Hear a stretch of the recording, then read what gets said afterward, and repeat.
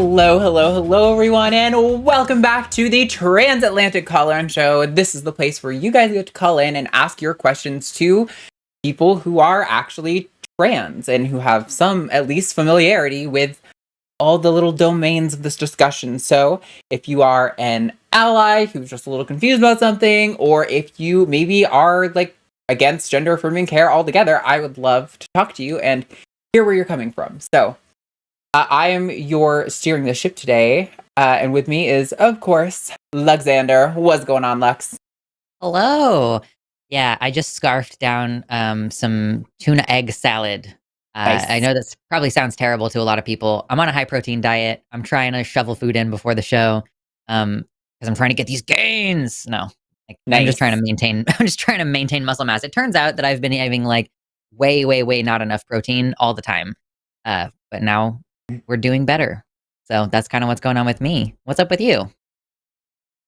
Well, finally, I think mostly recovered from the insanity that was last week's fundraiser. Yeah. Where I'm working on getting this enclosure here in the middle. That one's dark. Getting the husbandry all set up so I can move a house snake in there because they're one of my favorite species. They're so underrepresented, and I want to have one that I can like show off to the camera a lot more. Mhm. But yeah, I don't know. I mean, other than that, I'm just back on the grind now, doing the line stuff. So nothing too exciting. Too.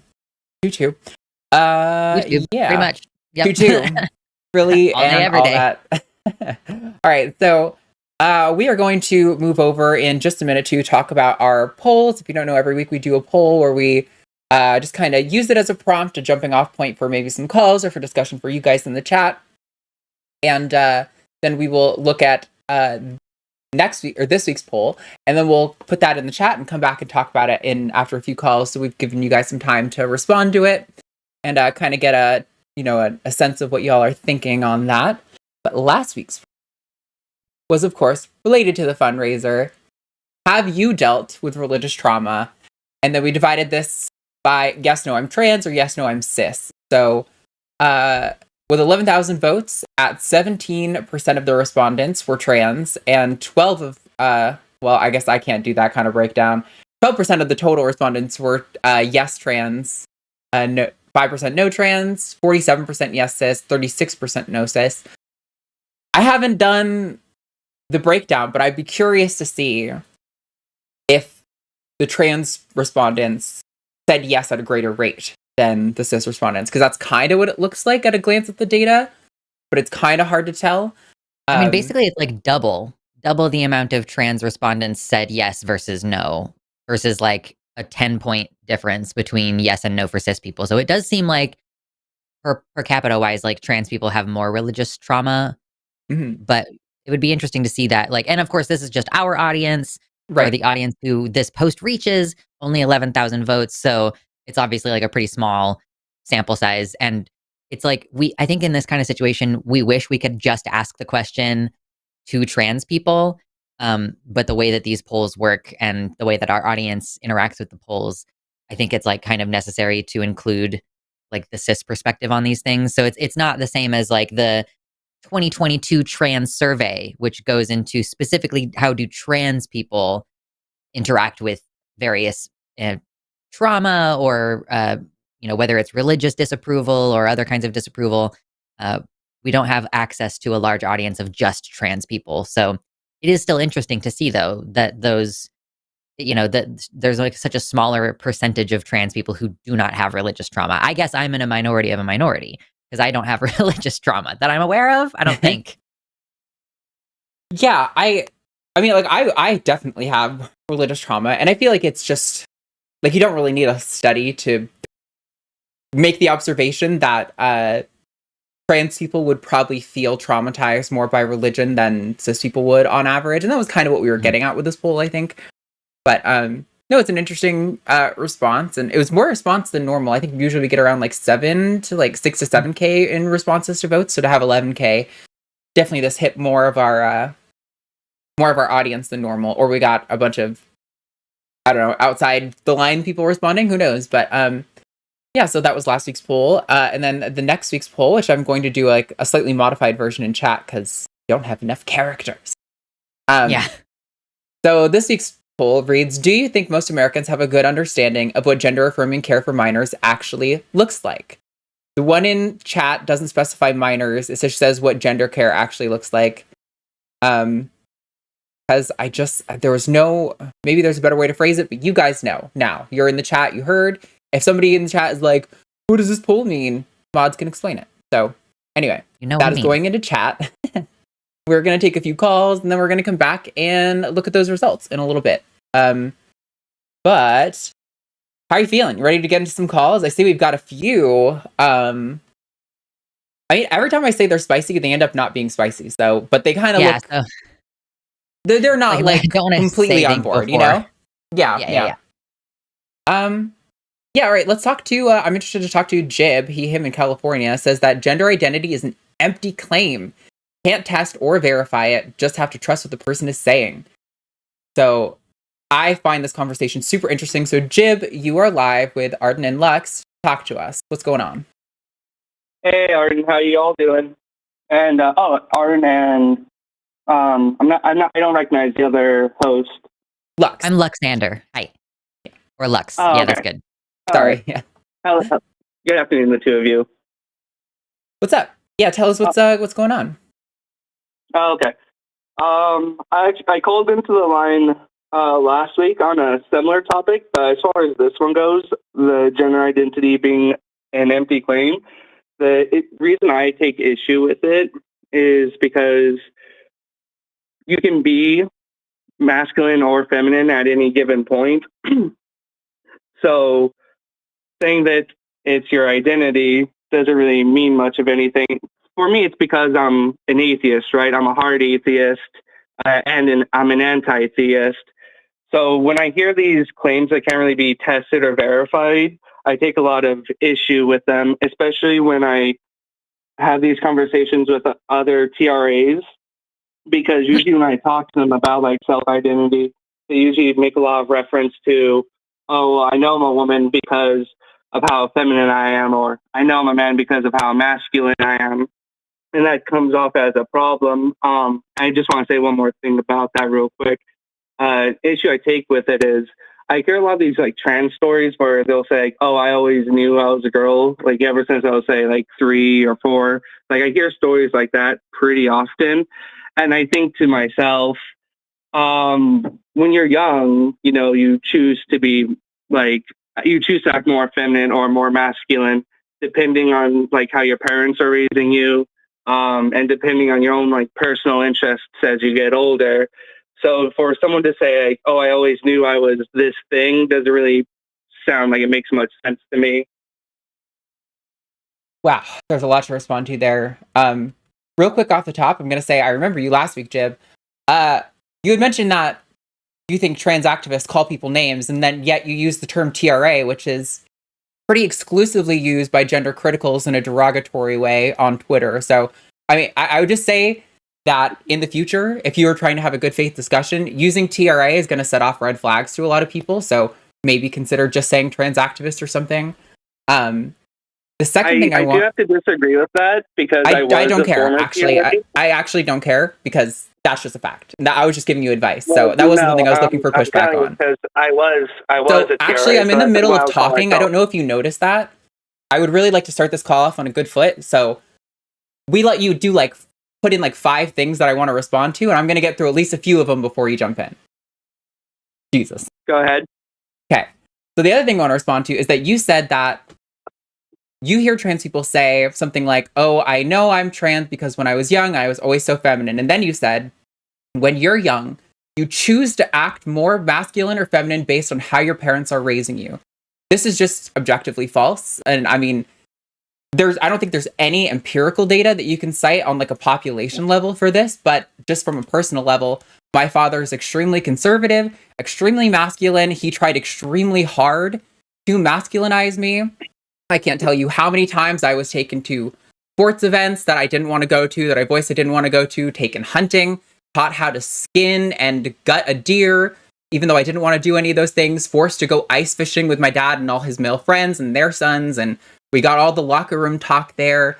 And guess what? I was always feminine in spite of that. My dad tried his hardest And it has been a severe disappointment for him that I turned out the way I am, the way that I've always been, particularly feminine. Not that that makes me trans. Being feminine or masculine, it does not in and of itself make anyone trans. But in my case, I was a particularly feminine person and trans. Had nothing to do with how my parents are raising me. So don't really know how that's relevant at all or how you would demonstrate that to actually be the case. But before you jump in, Jib, I would like to give Lux a chance if they have anything they want to respond to this whole deluge with. I mean, I guess I'm curious, and obviously, like, I don't want to give you too much to respond to, but I'm just curious, like, what would be sufficient evidence for the claim I am trans to you? And I might be interested in digging in a little bit, in asking, like, how can you prove that you're an atheist? Like, how do we judge claims about personal identity? Is kind of the thing that I was curious about with what you said, but I want to give you an opportunity to respond. All right, no problem. I'll go for what Arden had to say first, because I did say, how you're raised ties into it, but it doesn't always mean that because you were raised to be masculine, that's how you're going to turn out. I just said it's one of the reasons. You actually said it's based on that. You didn't say one of the reasons, but I'll take it that that's what you meant. Go ahead. Continue. Okay. Yeah, it's like one of the reasons, like, you decide to, like, be masculine or feminine based off of, like, how you're raised, the people you want to be around. And then, your own personal interests as you get older. You might get tired of doing very, like, masculine things. Also, like, if you're pressured into, like, say, being masculine, like, we could use, like, Arden as an example, like, from what you just said, like, with your father, right? Like, you were probably, like, I'm assuming, like, pressured into, like, doing all these things you didn't want to do. And when you get pressured into doing something you're not fond of, that's just gonna make you push back more and more and more. That's gonna make you double down more and more. So the problem I have with it is, you can choose to act as you get older, and how you identify will, like, change as you get older as far as, like, your behavior and such. And then I do have issue with the TRA statement, because I can see what you're saying if, like, someone's cursing at you and let's say I saying something like, oh, these like snowflake TRAs or something like that, then I'm, like, insulting the TRA position. I just want to jump in on that point really quick, because I didn't touch on this, so I just want to let you know, even if you don't feel like that term is inherently derogatory, the primary context. So Arden and I talk about this subject a lot. It's our job. So we are familiar with the phrases that people use, and overwhelmingly, TRA is used as a dismissive, derogatory term for trans people, in the same way that troon is used as a derogatory slur toward trans people. So what we're saying to you is, if you want to come to a trans person and have them open to your arguments and listen to you and not put them immediately on the defensive, then you would prefer to avoid the term trans rights activist or TRA in that specific context, because of what it's going to do to the conversation. It makes you seem like you're much more aggressive. And I want to also push back on this idea that it's not possible for you to be rude if you're not cussing someone out. It is rude for you to call us TRAs. It doesn't matter if you're cussing or if you're polite when you say it. It is rude. And we're just informing you so that you can make... I'm sorry, but I entirely disagree with that.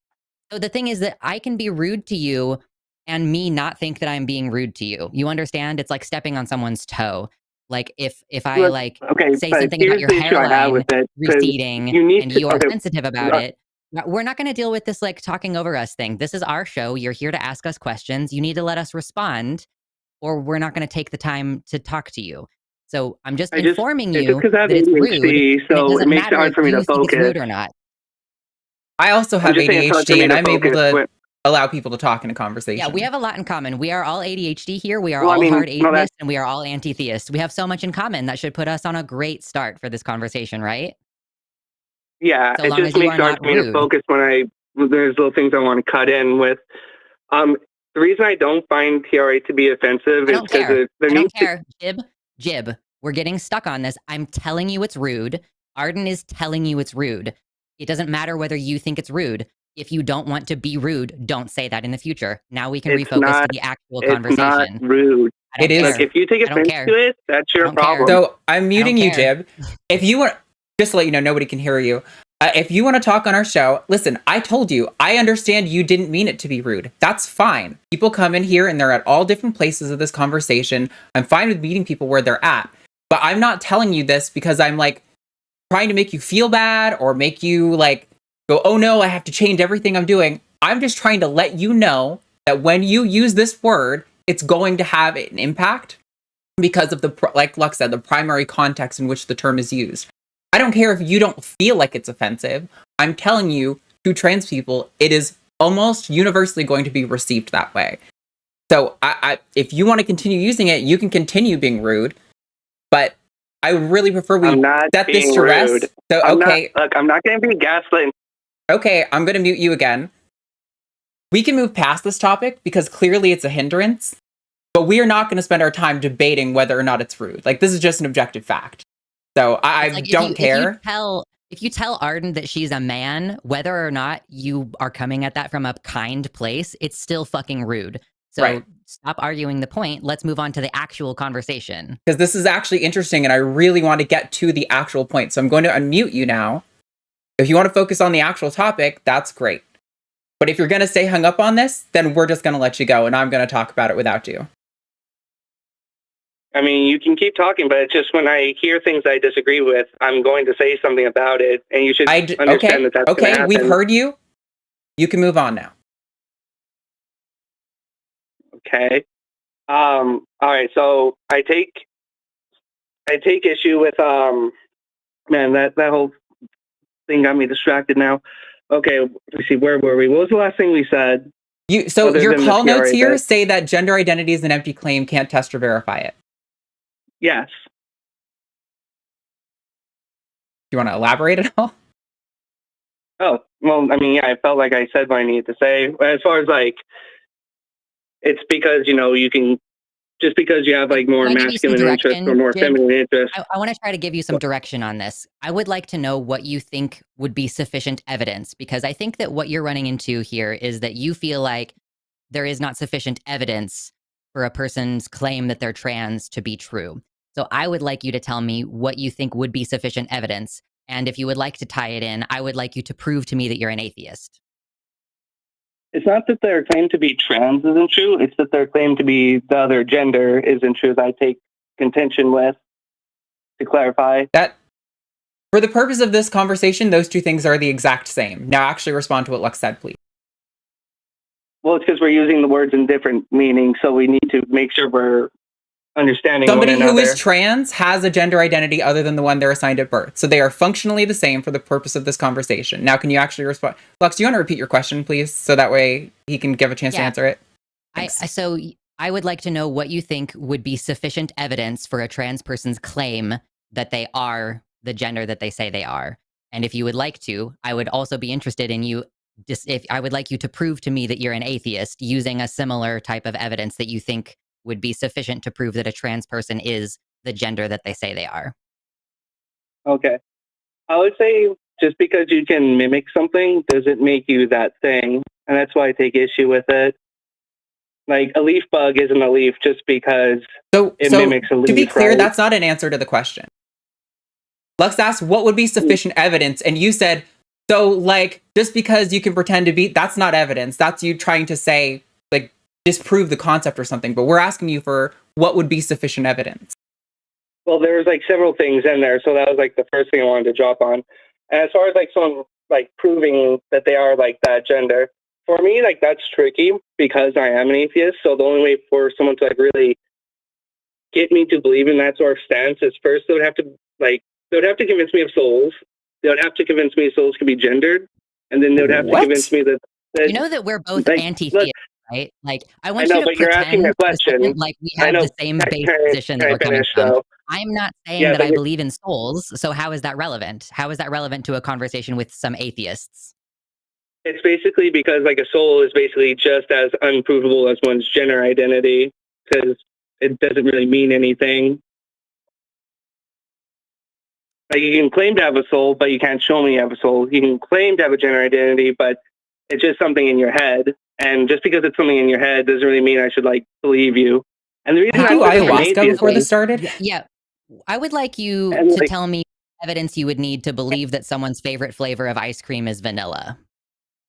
well, that's an opinion. That's not the same thing. Okay. And you wanted to but ask me a the point similar is- thing as far as like my point is- atheism I goes, like how right? you refuse to answer the question. Yeah. So the point is, Look, this is a that- 2v1, okay? I can't answer every single Yes. thing you're telling me. I'm trying. It is exactly a 2v1. I That is muted exactly you. what's happening. Because the problem is I wasn't even involved in that. Lux asked you the direct question like 4 times now, and you still haven't answered the actual question that it asked. So I'd appreciate it if you would actually try to answer the question. I'm answering you, and you interrupted me in my mid-sentence. No, I said- we You didn't brought up actually. souls. I interrupted, I yes, get- because you brought up souls, again- and I am not talking about souls. When I am talking about being trans, I'm not talking about some intangible thing. What we're talking about is a phenomenon of someone's understanding of themselves. That's what gender identity is. It is how I understand myself. And part of how I understand myself is the things that I enjoy or don't enjoy. And me liking vanilla. ice cream- liking hold on, girly Jib, one things second, makes you a girl? That's not how that works. That's sexist. Shut Wow. the fuck up, Jib. Oh my God. I'm The point. Muting that I am Jib because trying Jib to doesn't know make- how to have a conversation. Yeah, this is like, you realize that this is for the benefit of the audience as well as you, Jib. What I'm trying to say here is me liking vanilla ice cream is not an opinion, actually. It's a fact about how my brain and my taste receptors work together. What I'm trying to get to here is that gender identity is a fact about someone's brain that we can only come to an understanding of by talking to the person, in the same way that the only way that I can understand that you're an atheist is by listening to you explain your beliefs and treating that as like, I understand that this is this person's earnest, real, true understanding of how they view the world. And so why is that different than a trans person saying, I understand myself to be part of this social group and I enjoy things that are related to that social group? What do you mean about when you say the word fact about your brain? Because it's a choice how you No. behave and perceive yourself. Absolutely Like, not. I can be effeminate if I want to. I can put on a Yes, fucking you dress. can act effeminately, but whether or not that is like what you like is not a matter of opinion or choice. That is just a fact. Okay, but I still want to go back to like, mimicry. Like being able to mimic something doesn't make you that thing. Nobody That's said also that. rude. Nobody said that. You're I mean, I'm you're not really- shadow boxing somebody who's not here.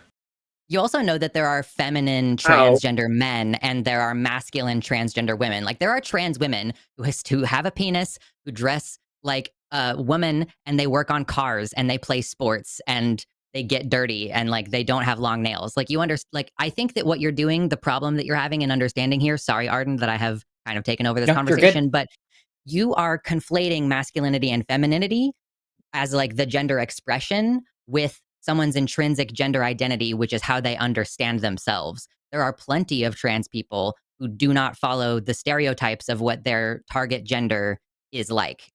Arden happens to be feminine. That's not necessarily universally true. There are plenty of trans women who are masculine. So I don't know why you're stuck on that particular thing. Okay, I can answer that question. That's fine. So the issue I take with that, like you just said, and I'll even like bring up what you just said, right? Like, let's say there's a trans woman, but they decide to still partake in like masculine hobbies, and they still like dress they have more masculine ways of dressing, behaving, etc. The problem I take with that is the whole point of like transitioning is to alleviate gender dysphoria. If you're not trying to alleviate your gender dysphoria and you're just doing it for shits and giggles, I don't really respect How do you that. not? So- How do you know that that's not relieving their gender? The thing is, there are women who do all those things too, and if that person is expressing their gender in a way that aligns with those types of women and not the types of women you expect them to be, that might be alleviating their gender dysphoria. How is it alleviating your gender dysphoria if you're like going through the transition, to look like a woman, to imitate like how women are, and now you're gonna be like, okay, I'm gonna still dress like a man. I'm gonna still be like tough like a man. That doesn't really make a lot of sense to me. Jib, That's why we have one of do you the accept- that's why we got tomboys. Jib, that's why we got Jib, femboys. We got Do you people who, accept like, accept their gender. Jib? but Jib? they can. Okay, muting you, because again, you really don't know how to have a conversation. It's so fucking irritating. Do you accept that there are women who like to work on cars and don't do their nails and dress like men sometimes? Yeah, they don't reject their gender, dude. Okay, I muted you because that wasn't actually a part of the question at all. You're incapable. You're so afraid of the implications of the answers and where they obviously lead that you have to interject more. I see you talking. Nobody can hear you. I'm not going to let you run away with this call. I know that you had a lot of control last week. You're not going to have control with me, buddy. The problem is, there are plenty of women who like to do all those things. There are masculine women who like to work on cars. There are tomboys. And sometimes when trans women are reconciling with their gender identities, sometimes they realize that they actually like a lot of the things that they were associated with when they were, that are associated with men. And that, oh, there's types of women who can do those things. That's the place that feels best for me. That's what's going on there. I don't know why you think you get to decide what is a valid transition or what is going to make someone's gender dysphoria alleviated. Do you want me to answer? Do you want me to tell you? Yeah, I asked you a question. That's usually how that works. Okay. If you want someone to have their gender dysphoria alleviated, it's actually pretty damn simple. You tell them, hey, let's say someone's name is Bob, right? Hey, Bob, you like, come on. Let's say Bob likes to say, let's say he has more effeminate interests in what he likes to do. I would tell him, you know what, Bob? Go do those things. Go do what makes you happy, man. If you want to, say, put on a dress, go for it. The problem is when the other person has to, reject, how they view gender. I don't want to have to call someone a female when they're not actually a female. It doesn't really work. I mean, you're allowed to be rude. I don't. What question did I even ask? I don't even know how that comes in the ballpark of answering what I asked. If you claim to be something you're not, sorry, but that makes you a fucking liar. So basically, so I think we need to scale this back a little bit, because I think what we're actually running into is that you have the biological essentialist belief, right? So when you say, I think gender is meaningless, I kind of think that what you're actually saying is, I think that people should be completely defined. Gender identity. Gender identity is meaningless, not gender. Gender for me is your sex, age, and species put together. That makes sense. Yes, we went through this last week. So I'm going to mute Jib just a shortcut to help you understand last week. He did this exact same thing. He says that gender is sex plus age, meaning that gender is sex. So it is exactly what you said, but he wants to pretend that it's not. This is what he did last week too. Yeah, nice behavior. Nice fucking behavior, by the way. I like how you're coming here saying that trans people aren't real, that gender identity isn't real, that people should not be allowed to transition if they don't conform to certain expectations, that they're liars, that you don't care that what you're saying is being perceived as rude, but you care about my behavior and how I'm treating you. Jib, this is respectability politics to its prime. You want us to sit here and fold our hands and let you talk and let you have an open mic, but that's not what this is. This is a back and forth where we exchange and evaluate ideas. You're not actually contending with any of the questions we're throwing at you. You're going on these irrelevant tangents. Why should we continue to listen to you? You have given me no reason to believe that you're an honest, good faith interlocutor in this conversation. And this whole time I've been talking while you've been muted, your levels have been bouncing and you've been talking. So you don't even want to hear what I have to say, actually. You just want to listen to yourself talk. And Jib, I'm going to be honest, I have other callers on the switchboard here who also have contradictory views to us, who might be better interlocutors and more respectful of our time and having a fruitful conversation. So if you stop talking, he's still talking. That's incredible. I mean, honestly, I'm kind of impressed.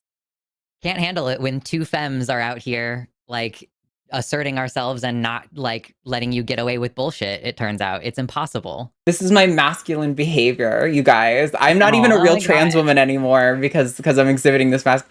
Hey, yeah, honestly, I'm not going to take Jib. I might actually ban him from the channel because he pulled this shit last week and he was trolling in Matt's Twitch last week. And then when he came in, he's doing this, TRAs called people names, which is the most ironic thing you could do. There is another call, maybe two in here that are not affirmative calls that are not Jib. So honestly, I think Jib is a waste of time. And Jib, I hope you kick rocks. Bye. Very nice. Bye. Also, Jib mentioned last week that his brother is married to a trans person. So I feel Cool. so sorry for that person, that this individual's in your life. Oh my God. It's just so frustrating because I wanted to hear the answer to your question, which is, how can you prove to us that you're an atheist? There were so many great questions that you pitched there that I really wanted to hear an answer to, but his like ADHD gender critical Twitter bingo card just kept spitting out the most ridiculous shit that wasn't an answer, and it was really frustrating. Oh, someone in the chat says apparently if you're in the queue, it allows you to still hear the person when they're muted, and that he's been repeating the same sentence over and over again. Oh, really? That's so funny. Yeah. Oh my God. Thanks, Marin, for that. Wow. Okay. Whew. All right. So that was rough. Do you want to do the poll real quick? Yeah, let's do the poll real quick. It's frustrating. I wish that could have been something, we could have turned that into something useful, but like, it could have been way more flailing. Fun. Okay, oh, well. Let's look real quickly at our poll. So the poll says, do you think most Americans have a good understanding of what gender affirming care for minors actually looks like? And no surprise, our chat poll, 93% say no, with 7% saying yes. That, or 6% actually, so it must be like 93.4 or something. Yeah, that's not surprising at all to me. That's kind of what, so this is in response to an NBC poll I saw that was talking about like Americans' views on trans issues, and how that while Trump has like extraordinarily low approval ratings, especially on things like the economy, which was like one of his big selling points during the election, that he still polls well with them for trans issues, and that most Americans agree with like not using government services to help gender affirming care, and specifically gender affirming care for minors, but they're opposed to both. And so I wanted to ask this poll because I feel like it's kind of irresponsible to ask the average American, do you think we should do X, Y, or Z with gender affirming care, when I'm willing to bet that about the rate that we got in our audience here, that 93% of Americans have no fucking clue what gender affirming care actually looks like, what the treatment modalities are, what the guidelines are, how long they're on a given medication or anything like that, what the outcomes are if we don't give them the treatment. I don't think most Americans know any of that. And so it's kind of weird to me that we're like asking random Americans like, hey, what's your opinion on the efficacy of this medical treatment? Like, what? Let's see them start doing that for any other medical treatment. But I don't know, Lex, do you have thoughts on that?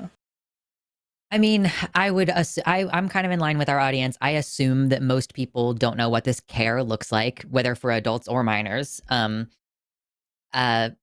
don't talk to a lot of people offline about this issue. Like, it's my job here on the line, so I don't really like do it in my free time very much. If people talk to me about this on like Blue Sky, I'm like, call us. I don't want to talk to you right now. Yeah. Yeah, but somebody in the chat, or not in the chat, in the comments of the post on the community tab said that they've met people who think that if a kid says they might be trans, doctors will schedule them surgeries that same day, and they'll walk out of the office with HRT and a new outfit, which I think that's a little bit narrativized. But it doesn't surprise me if there are people out there who, it kind of seems like that's the mentality that goes into all of this opposition. This idea that like, oh my God, a kid can just say whatever. And oh my God, I knew a kid who pretended to be a T-Rex. So are you going to let him fucking get teeth implants? I don't know. Like, it does seem like people, I mean, I agree. It would be ridiculous to do all that, to like give a kid like schedule a surgery the same day. Like, I agree, it would be ridiculous. The problem is that you don't understand that it's a ridiculous thing that you're saying when you say it, because you think that someone out there is just that ridiculous. Yeah, so I agree. And somebody else in the post said they just said the question, do you think most Americans have a good understanding of? The answer would be no. That's fair. I mean, genuinely, especially with the brain drain we're doing, you know? Yep. But yeah. And most people shouldn't need to know this. I want to be clear on that. Most people shouldn't need to know this. This should not be a national conversation. where we're expecting lay people to know detailed information about the healthcare that 2% of the population needs. Right. I don't expect people to know that. I don't need them to know that. I just wish that they would stop trying to litigate on things that they don't understand. Right. And this has been a response I've been getting a lot too on like comments and stuff where people are saying like, oh, the Supreme Court agrees with the majority in the UK or something like that. And I'm like, you can get really messed up when you start playing that game because like slavery was agreed upon by the majority of voters at a certain point. When you look at, there was even some polling that was, current polling that we do now that was still taking place back during like the civil rights era, where they talk about like, do you think that the like sit-ins are a good idea, that like, black people should be doing sit-ins at segregated restaurants? And like the answers would be like overwhelmingly no. But obviously we look back on history on that and go like, wow, how brave of them to do that in the face of that. And like, they actually really helped move society in a positive direction and achieve some really good results. So I think the whole notion of polling Americans on how they feel about civil rights issues or medical treatments should almost never be used to inform anything. I mean, except for maybe like the rhetorical approach that a politician might take to a given issue. I could see that being like, informative of like how they should approach a certain thing, but definitely not on like what kind of legislation should take place, Anyway, All right. Let's go back to our calls. We have a bunch of calls on the line. Real quick before we do that though, I do want to read our schedule off real quick and let you guys know what's coming up this week in shows. So let me get this calendar up here. So, okay, that's annoying. Here we go. So this coming Sunday at the 2 p.m. show, we have Matt Dillahunty and Durante Lamar on the early show. It's going to be John Gleason and Jimmy Snow on the After Dark show. Unconfirmed Skeptalk. It's probably almost certainly going to be Erida Dare. I don't know who the other person's going to be. Then next Tuesday, it's probably going to be Alyssa Lube and myself again, but I'm going to see if I can get either like Natalia Reagan or Taylor from Skeptical Heretics back for that. But we'll see. I need to wait on some other sort of confirmation for that as well. Andrew Seidel will be on the Hang Up next week with Matt, and then it'll be Ben and Lux here on TACIS next week. I haven't updated that, but we always have a good time. Yeah. So those are upcoming shows, and then we'll do other housekeeping stuff after this next call. But I want to get to this call while they're still on the line so they don't wait forever. We're going to talk to Ted in Washington. Says gender affirming care is not ethical. So Ted in Washington, you are live with Arden and Lux. Tell us what's going on. How's it going, guys? Can you hear me? Yep. Yeah. I'm through just fine. Okay. So I wanted to talk about gender affirming care and why I think it's unethical. And my position is based on the CAS review out of England. I think that if you read that, you'll see that the evidence is low quality, and England has no longer prescribed these treatments, and we should do the same.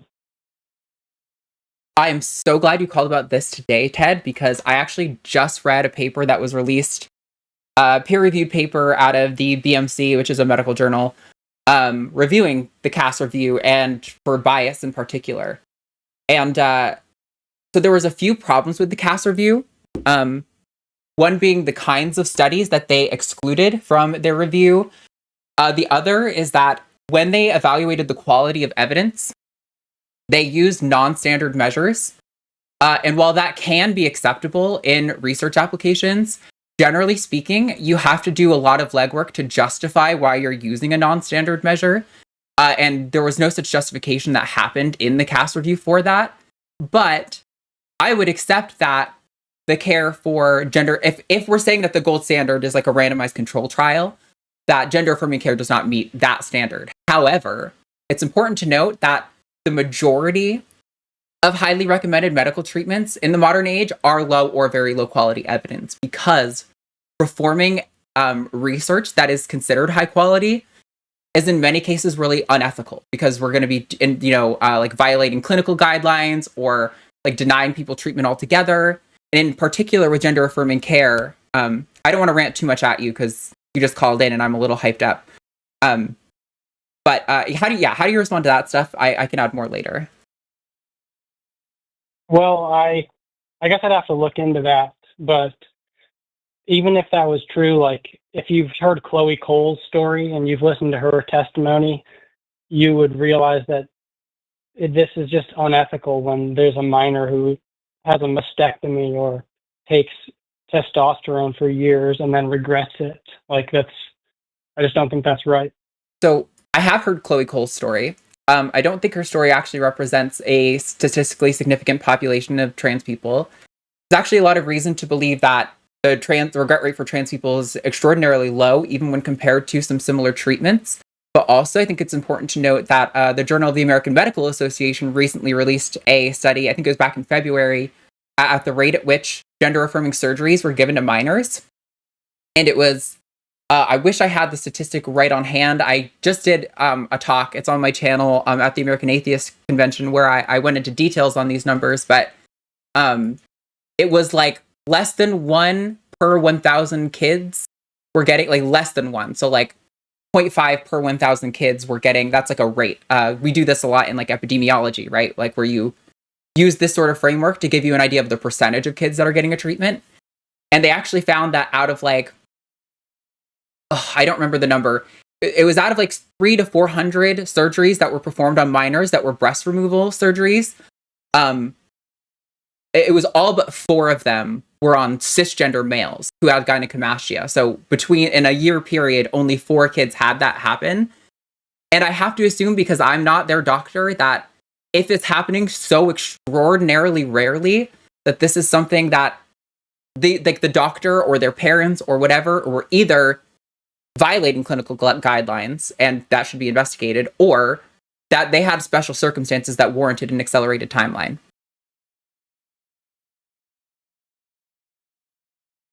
Yeah, I mean, I think that it doesn't really matter about how often it happens. It's just not right anytime it happens.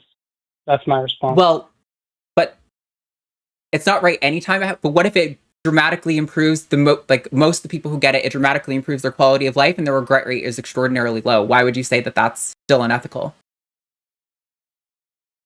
Well, that's why I think the CAS review has shown that the regret rate, we don't really know, first of all, because there's no actual like centralized tracking system for all this data. Actually, there's in the no, NHS, there is. You're citing the NHS, you're citing the CAS review, which, first of all, I just want to be completely clear here. The CAS review did not say that you should not give this care to young people. Mm-hmm. It didn't say that. The changes that they're making on the NHS is actually in spite of the recommendation given in the CAS review. The CAS review just said, we need more information, because they selectively decided to disregard information that didn't reinforce the overall worldview. And again, looking at the bias, we know that the people who were in charge of putting together the CAS review have an explicitly anti-trans bias, which means that we can't actually rely on the CAS review as like reliable, like we know that this is actually good evidence about the standard of care. Does that make sense? Well, I don't think the CAS review has an anti-trans bias. I think Dr. Hillary Cass I don't is care a that you very think that. credible like pediatrician. she meets with people who are who are involved with anti-trans activism. So if she's buddying up with people who are into anti-trans activism, she has a bias by association. Are you talking about like Helen Joyce or Kathleen Stock? Because I don't think that they're actually anti-trans. Actually, the TERFs are very left-wing, and this is part of why I trust the NHS. Wait, why would left-wing matter? England is a quite right. Well, why would left-wing matter? Because you can be left-wing and anti-trans, right? Well, I think actually I listened to some of your talk, Arden, where you said that anti-trans is primarily a Christian nationalist movement. But I think, as TERF Island people call it, I think TERF Island shows that it's not Christian nationalist. It's not American Trump supporters. It's just common sense. Christian nationalism can exist in a different country also. Sorry, yeah. No, you're okay. That's pretty much what I was going to say. And also, I would say that, like there's people like Posey Parker, who after this ruling came out is now moving on to talk about immigrants. So I think despite framing themselves as feminists and leftists, I think they do fundamentally have a more conservative worldview. But also, I posted that study that I mentioned in the chat. Let me post it again. So you can find that. That is the study that reviews the bias behind the CAS review, and they actually found really concerning risk of bias in almost every domain of the CAS report. And this was also Yale, but didn't publish a peer-reviewed article on this, but they released similar opinions right after it came out. But this is a peer-reviewed article doing a bias evaluation on it, and they found significant risk of bias. So I do think there is risk of bias in the CAS report, and I also think it's important to note that, like Lux said, they're removing they're not removing care completely, but they're moving it to in randomized control trials, and that also, from a medical perspective, is extremely misguided and unethical. Not only do randomized control trials have ethical complications because you're not giving treatment to one group, and in the terms of hormone therapy or puberty blockers, it's going to be really obvious which group you're in, right? When your friends are growing boobs and then you're not, you're going to know, oh, I'm not in that group. And it has a lot of risks for specifically corrupting the data that would come out of that. Because if you're holding access to treatment based on participation in a trial, then you're going to have participants who are not going to be accurately reporting to anything that on any of the questions you're asking, right? Because these are going to be people who were in such desperate need for treatment that they were willing to sign up for a government trial to access it. So you're talking about people with extraordinary need. I think it's going to be really harmful to the quality of evidence that's going to come forward. And I think it's important to notice that, again, the CAS report also dismissed a lot of studies that actually had a lot of merit to them. Unjustly, I would say. And so I think if they had actually included those studies, they wouldn't have necessarily come to the exact same conclusions that they did. Well, even if you think the CAS report is biased, wouldn't you also accept that WPATH is biased? Because the WPATH files basically exposed a lot of this. People say there's a medical consensus of the American Association of Pediatrics and the American Professional, all these associations that support this treatment, but they're all citing WPATH. So they're all trusting this one World Professional Association for Transgender Health. That's not how medical consensus works. Have you read the WPATH files? I have read some of it, and I've heard people talk about it. I have not read all of them, admittedly. Mostly because whenever somebody puts files after something, it sounds like a Twitter conspiracy theory. But there may be something worth looking into there. I will say though, not all the WPATH date. Not every or not medical consensus doesn't work by just appealing to the WPATH files, right? When we're talking about the American Medical Association, there's tons of data that's informing that position. Data that's published in tons of different medical journals from tons of different perspectives of medicine. So it's not like WPATH is just saying, this is what we want. And the other people are saying, yeah, okay, this is a conclusion that is informed by a body of data and literature reviews of lots of data. But most of it was just low sample size. There's a reason the CAS review found that it was not quality studies. But again, what they used to determine that, they aren't applying equally. The majority of modern, highly recommended medicine from doctors, according to the CAS review standard that it set, would be considered low or very low quality evidence. So this is just a problem in medicine in general. If you want to claim that medicine in general today doesn't meet a sufficient standard of evidence in peer-reviewed literature to be cleared for use, I would say that I disagree, but I think that could be a rational position you could have because the medicine is meeting a technically low quality standard of evidence. But there are very good reasons for that. And it applies to all of medicine. This is not unique about trans medicine at all. Well, I think the difference is this is a more elective medicine. It's the last guy was saying, masculine and feminine is not an objective, verifiable thing. It's just sexist stereotypes. We don't need to medicalize people just because they feel more like one or the other sex. Do you think that's what we're doing? I think, that's what gender affirming care is, right? It's sort of trying to mimic the other sex with hormones and surgery. Gender affirming care is about trying to improve someone's quality of life, which in many cases will involve them having a gender presentation that may or may not conform to some sort of stereotype or expectation about males and females, men and women in society, but it does not exclusively do that. I think you could argue that trans people are probably some of the most diverse in their gender expression and approach to gender. Well, I mean, I don't know. It just comes down to a language game of like masculine or feminine, or whether you think man means biological male or it means a social role. I think it's sexist to say that it's a social role. I think man is a biological term. If you say that it's like liking blue and liking hunting, that's just sexism. It's just 1950s stereotypes. So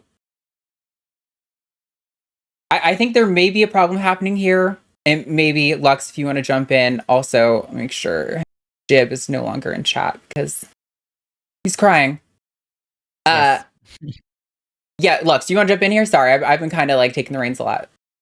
I mean, like, I don't even know where to start. Like, I mean, I guess I'm curious to know, Ted, what do you think makes medical care ethical? I think if it's actually to treat a problem, then it's ethical. Do you think that gender dysphoria is a problem? I think it is a problem, but we should treat the mind, not the body. So we shouldn't teach people that they should change their body. So I would like to educate you a little bit on this. I would like to educate you a little bit on this because we've actually been researching the best approach to gender dysphoria for a really long time. In fact, a huge amount of research was destroyed by the Nazis at the Hirschfeld Institute. So we've been studying this for a long time, and we've tried a lot of different things. We've tried saying like, here, let's give you some antidepressants, or maybe even some antipsychotic medication, because this is something happening in your mind. We've tried to treat it like, well, you know, you have a beautiful wife and lovely children. Why would you want to do this to yourself? Like, let's try to find what's really at the root of all this. We've done this for literally over 100 years. And we have found that the thing that causes the problem to resolve is transition. And I want to push back on this idea that gender affirming care through hormone therapy is only a physical manifestation. Many trans people report that their mental symptoms are alleviated within a couple weeks of starting the hormone regimen. And so it seems to be more something like about the brain that is alleviated when the correct hormones are being implemented. So like, I don't know how to convince you if you don't understand like what it means to resolve distress, because we've tried all these other things and they have basically worsened people's suffering, or at least not alleviated their suffering. So why would we continue forcing people to go to therapy for 20 years and throw a million different antidepressants at them when we know that the thing that alleviates this is supplying gender affirming care? Because a lot of it's just confused kids who are living in a sexist world that tells them, oh, girls have to have nail polish and boys have to play football. And that's where you get kids like Chloe Cole. I think that's a kind of projection that you're doing, because this is not coming from trans people. This is not coming from doctors, and we are not rushing anybody into this, to be totally clear. Children in particular have to show that they're consistent, insistent, and persistent for years before they even get the option to pause the changes that are happening to their body that make them so distressed.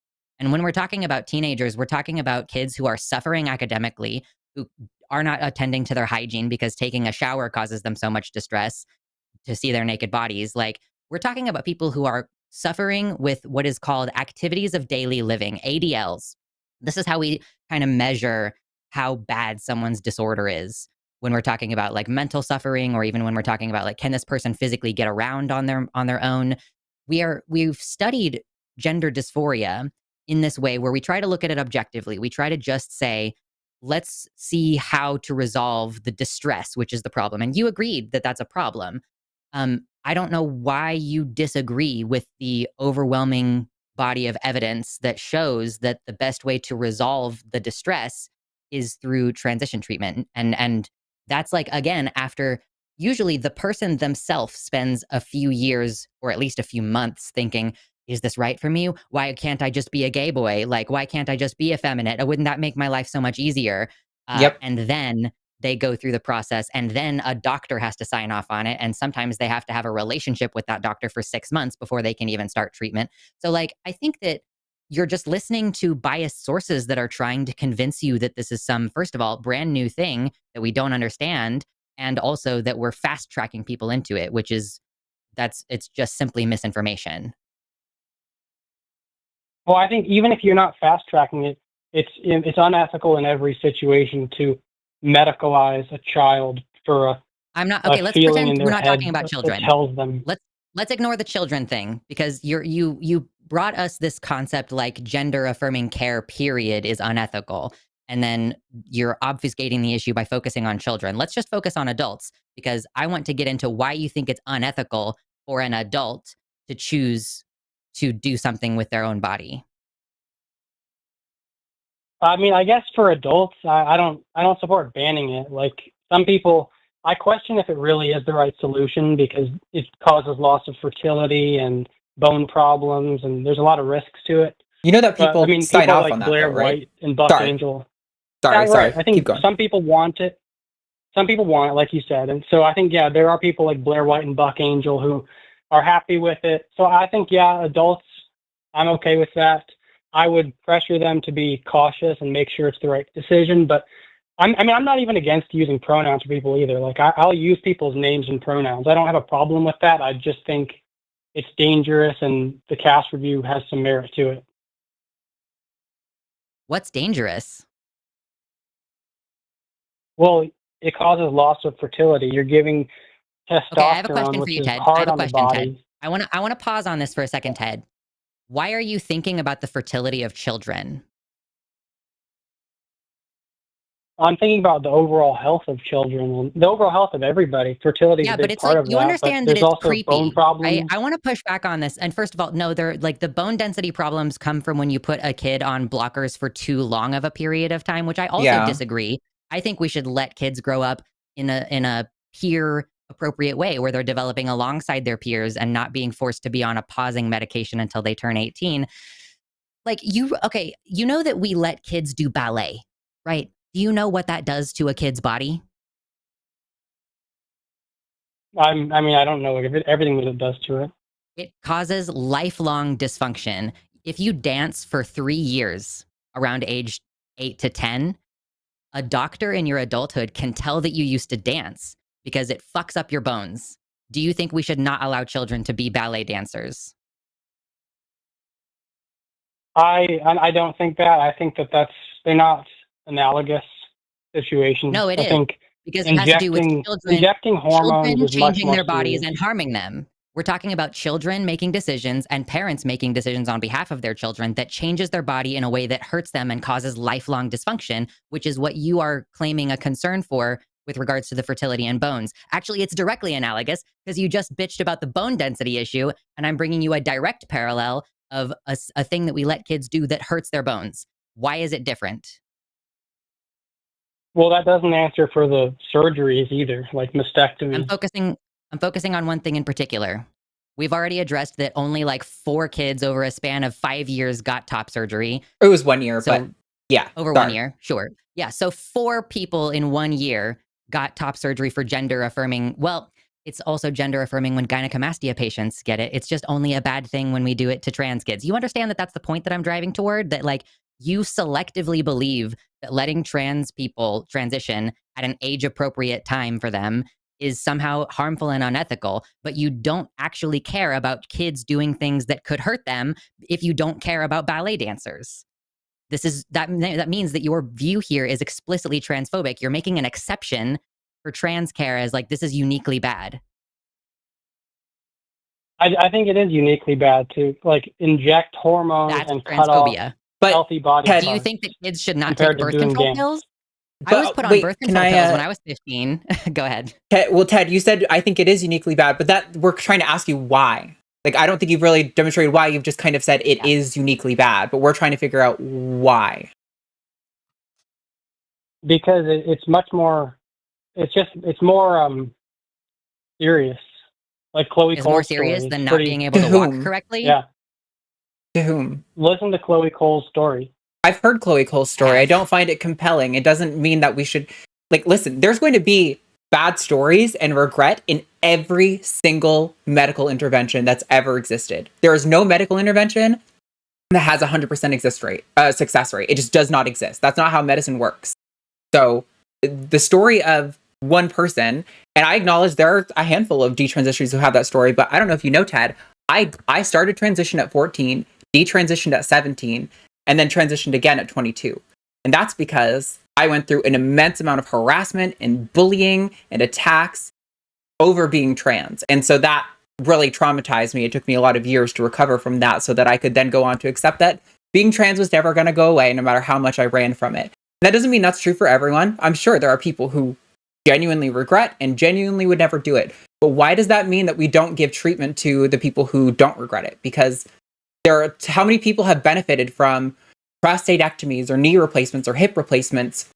Those are treatments that have extraordinarily high regret rates. Would you say that because those treatments have high regret rates that we shouldn't allow people to get them when it does benefit a lot of people?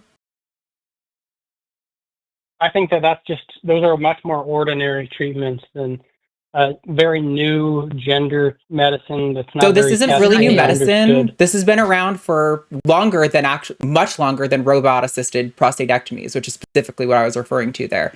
I didn't say the robot word, but that's what most of those studies refer to. So it's actually much older than that specific thing. So why do you make an exception there? Heart surgery.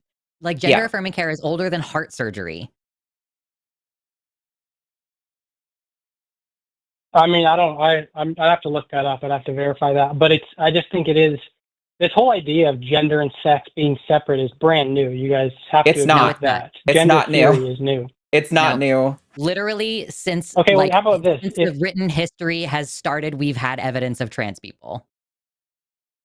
So if you think that gender is like the inner feeling in your head and sex is like your biology, then why do you want to change the biology with gender affirming care to treat the gender?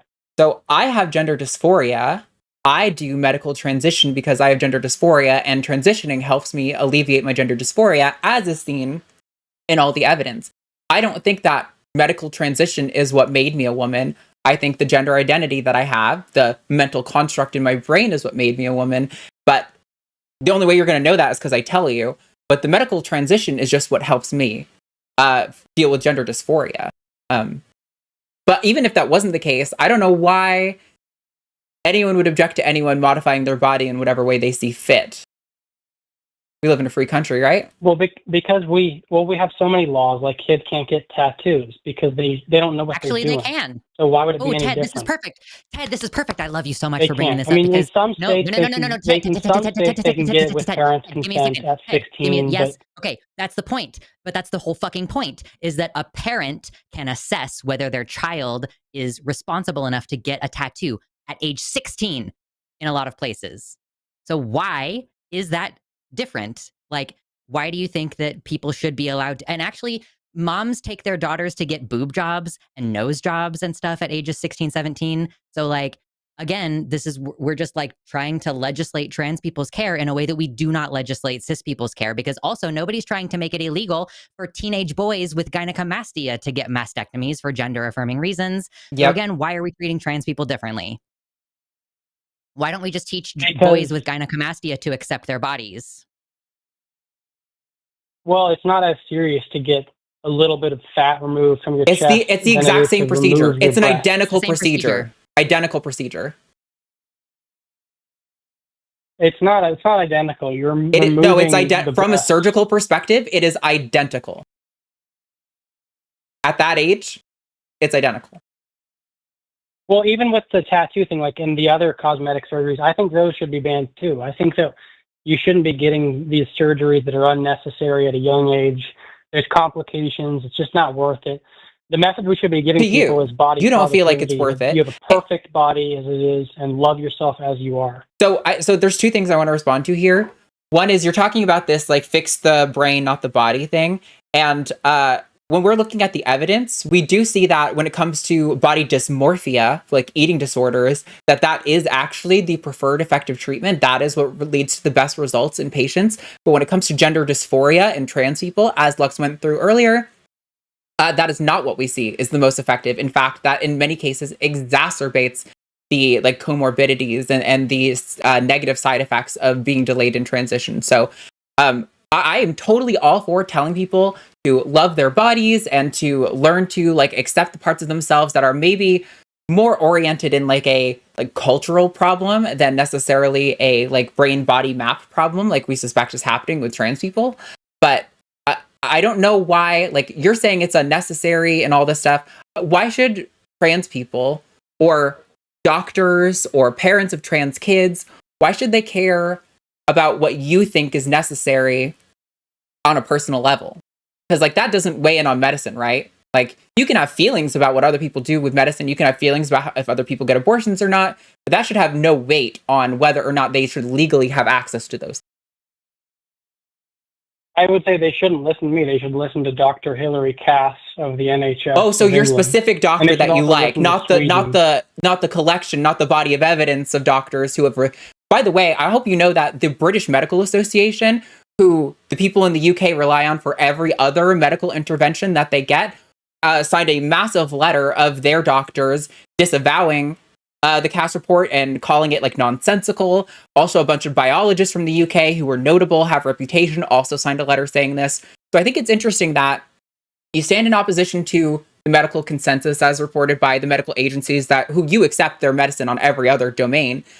But you really like the one doctor who says the thing that you agree with. Don't you think that's evidence of a bias that you have? It's not just Dr. Hillary Cass. It's many countries. Pretty much everybody that looks into this topic finds that that's not true. Australia and France, and I think it was Italy, did a systemic review after the Cass report and found the exact opposite finding. Well, Sweden has banned it, I know. UK has banned it. And then now the US is working against it more. I like how you said a bunch of countries, and then you only listed the two. By the way, Sweden hasn't banned it. They've done what the UK has done, where they've moved it back to only being accessible in certain controlled trials. But they haven't banned it. Those are the only two countries you could list, though. That's curious. Well, I mean, maybe we won't reach an agreement, but I just feel like we should listen to those countries and follow them. And I think, but you why? You should listen to France or Germany or Australia or Spain or the medical associations here in the U.S. By the way, the HHS report that RFK released had no authors cited. They cited no actual evidence. They appealed to the Cass report. Do you know why researchers have to put their name on a paper? Is because it is crucial for the credibility of the evidence that you're presenting, that it is peer-reviewed and that we know who made those claims. And they didn't give us access to those names. Do you really like when people release statements that comport with how you already feel about this, but you ignore the American Medical Association who pushed back on the HHS report that was released? But I bet if you have a heart attack, you're going to trust their guidelines that they've released for heart surgery. I mean, I just feel like this is anti-science, and we should just be promoting. No, you are being anti-science. The science has been very clear. The body of science has been very clear. You are appealing to these niche things that have been rebuked by scientists repeatedly for not being in line with the science. You have an listen, Ted, I also want to say, I appreciate this conversation. After the conversation we had with Jib in the beginning, I was trepidatious about how this would go, but you've been great. I appreciate your cooperation, that you answer questions and that you have a back and forth. It's been a really good conversation. So thank you for that, first of all. I do feel like this conversation has exposed a bit of an anti-trans bias that you have, where when people say anti-trans things that you agree with, you jump on it. But when the medical consensus is apart from it, you don't seem to like that. And I think it would be worth you exploring why that is. Okay, yeah. Well, thank you guys for hosting me. Thank you, Arden and Lux. And I'll end the call now. Yeah, you should call back. Yep. This is a good conversation. I appreciate you. So have a good day, Ted. All right. Have a good day. At least he's consistent about like minors shouldn't get tattoos. I appreciated that. Me too. Yeah, that is always really big for me, the consistency, if you're going to hold those views. I also I feel really vindicated whenever a clown calls in and gets me all angry and hyped up when I'm like, listen, I have great conversations with people who disagree if they're not being dishonest fucks. Yeah. And the fact that Ted called in right after and was like an actual honest interlocutor throughout the course of the conversation. Just beautiful. So more callers like Ted. And if you're anything like Jib, or if you're Jib, you can kick rocks. Nope. I think we put it perfectly before. You put kick it perfectly. rocks is good. That is the good PG way of saying what I want to say. Okay, before we take this next call, I want to remind you guys that we are going to read super chats after this. Any super chat of $5 or more, as I hold up 10 fingers, $5 or more, we will read live. And if you include hashtag Team Arden or hashtag Team Lux, we will get a point. And then whoever gets the least amount of points has to defend some ridiculous proposition at the end. We make a fool of ourselves. You can participate in that little thing with a super chat. And also, please consider hitting the like button or subscribing or checking out. Let me tag some merch over here on the bar. Any sort of clicks or interaction with the video, like likes or subscribing, dramatically helps the algorithm. So please do consider hitting the like button. It really does help the show so much. So it's immediate too. Yes. You hit the like button and YouTube is like, oh, let me show this to other people. And they immediately bring in more people. So if you're like, how can I support the show, but I don't have any money? Hitting the like button is super good. But again, those $5 or more super chats, we definitely appreciate. Yep. All right. So I don't think we have any more really spicy calls, do we? I'm probably going to close the lines because we're an hour in and we've got full lines. It's probably going to take us a while to work through all these. So let me let our screener know that she is good to go. And then, who do you want to talk to out of these? I mean, I'm cool with just taking them for whoever's been waiting the longest. That seems okay. There is one directed at me. But I want to get some of these other people who've been waiting for longer. Okay. Gosh, sorry. My brain's trying to do like 3 things at once. How about Murin? Yeah. Let's do it. All right. Murin, who has any all pronouns from the Netherlands, wants to know what's a good process of discovering your own gender identity. So Murin, you are live on Transatlantic with Arden and Lux. Tell us what's going on. Good afternoon, or well, evening for me, I guess. How are you doing? Yeah. Doing all right. How are you? I'm doing fine. Awesome. So yeah, I was calling in because I have plenty of, well, trans friends around me or not, gender fluid, that kind of stuff, and some of them have started calling me an egg, kind of as a joke, and well, I do think that's kind of funny, but it kind of got me thinking of like, maybe they do have a point, and right now I'm still young, so if I want to undergo transition or something in that direction, I would want to start kind of early or as early as possible.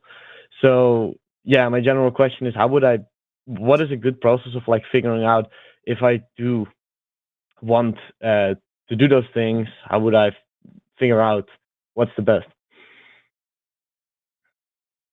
I mean, I would start by saying, like, don't feel the need to rush. There are people who transition in their 60s, 70s, 80s, and they're still perfectly happy. So I want you to, first of all, just don't feel like you need to rush and come to a conclusion immediately.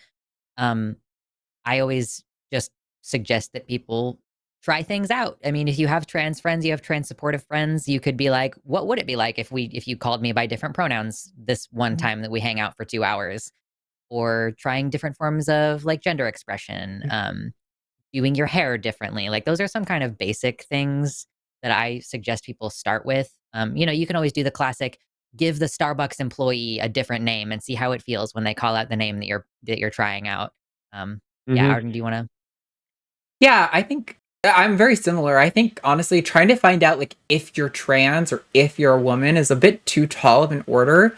Like, so I generally recommend a lot the same thing. Like, I'd rather you say like, how do I feel in my body? Like, do I like the way that my gender presentation is? And if not, like, so like for me, for example, when I was kind of trying to figure this out, I knew that I hated my facial hair. It made me so dysphoric. I wanted to crawl out of my skin when facial hair was growing on me. And so I was like, whatever gender I am, wherever I line up, I know that I want laser hair removal, right? So it's expensive. So I realized that's maybe, I don't know, not as relatable or something, but I think it's a good step because like that's the kind of thing where like, for me, once I started doing those steps, that helped me feel less dysphoric and more comfortable in my skin. The conclusion felt more and more obvious to me. Like, I was like wiping steam off the glass, you know, after like a hot shower. And it was like, oh, yes, I see the picture now. It's not so confusing about exactly where I land anymore. And so I definitely really prefer that approach to like, how do you determine you are in fact ontologically a woman? Like, that's kind of like a philosophical absurdity and like something you could never like really do. So it's better to just kind of work in those smaller steps. Yeah, so well, I've been working. Well, working sounds weird, but you know, I just haven't yet experienced any very explicit dysphoria or euphoria, and generally, shit just doesn't really matter to me, I guess, and that brings most of the confusion because I don't really understand why other people or why I should value gender norms. I don't understand why it like would feel good to people. Like, I mean, I understand, but I don't feel the same in that it could feel good to belong to a certain group because it just doesn't matter that much to me. And I could classify as a femboy, I guess. I do have clothes of various, um, well, genders, I guess, if you could attribute it to that. I don't really like body hair, so I take care of that. But it's all just, yeah, I feel more comfortable doing that, but not because it's attributed to women. It's just because I like it, I guess, if that makes sense. That's totally valid. I also think it's so important to note that I think I may Lux, tell me if I'm speaking for you incorrectly, but I don't think either of us are saying that like by doing those things, like you will necessarily come to the conclusion that you're trans. I think part of the hope is that if you are realizing like, oh, this doesn't really make me feel trans, that's good too. Like then you found out a better way to express yourself that makes you feel better. That also elucidated whether or not you felt you were trans. And if you end up being like a cis guy who wears dresses and has laser, like all their hair removed, like that's also totally okay. Yeah, I've known a cis guy who like he wouldn't shave his legs with a razor, but he would use the shortest on his trimmers and just like buzz the hair down because it's less irritating or get like less itchy. So yeah, I mean, there is totally an option to just be like, I'm just gonna dress however I want to dress, or I'm just gonna do whatever I want to do and not feel any particular way about it. Kind of sounds like you might be autistic a little bit. This is how autistic people feel about gender is like, I don't really care about like what other people are doing. I mostly want to do the things that I want to do, and whether that makes me fit in with another group is kind of irrelevant. So that just kind of sounded familiar to me. I'm not trying to like, oh my God, I'm cracking a totally different egg that you have now. But yeah, it's like sometimes people just are like, yeah, whatever, I'm just going to do what I want to do. And I think that happens with autistic people because of that specific, like, we just don't care about fitting in and we are not really subject to social pressure in the same way. So if you find that you just like shaving your legs and that's the end of it, like you don't feel like that necessarily means anything else, then yeah, that I would say that's fine and its own form of like good thing where you know something about yourself now and you can do something to make yourself happy regardless of whether it has to do with gender. Yeah. Well, for the autistic part, according to my therapist, I am not. But I haven't shown her my Minecraft world yet, so I don't know if she has the full picture. That's really however, funny. It's like the thing is more that it the thing that I guess triggered me the most was that one of my friends who most recently transitioned went from like just being a full-on dude to now she's starting transitioning literally like I think well she's on the list for HRT at least, and it's like she said before I realized that I was trans, nothing mattered to me either, and then I realized that it actually did matter to me once I gave into it, and it's like I just there are a lot of things that feel kind of relatable, but it's just it doesn't feel exactly the same, and just yeah, I don't know where I should go with it, and that was kind of the advice I'm asking for, I guess. But you know, you guys can look into my brain either. Yeah, I will say a lot of trans people report some amount of dissociative symptoms prior to acknowledging that they're trans or prior to transitioning.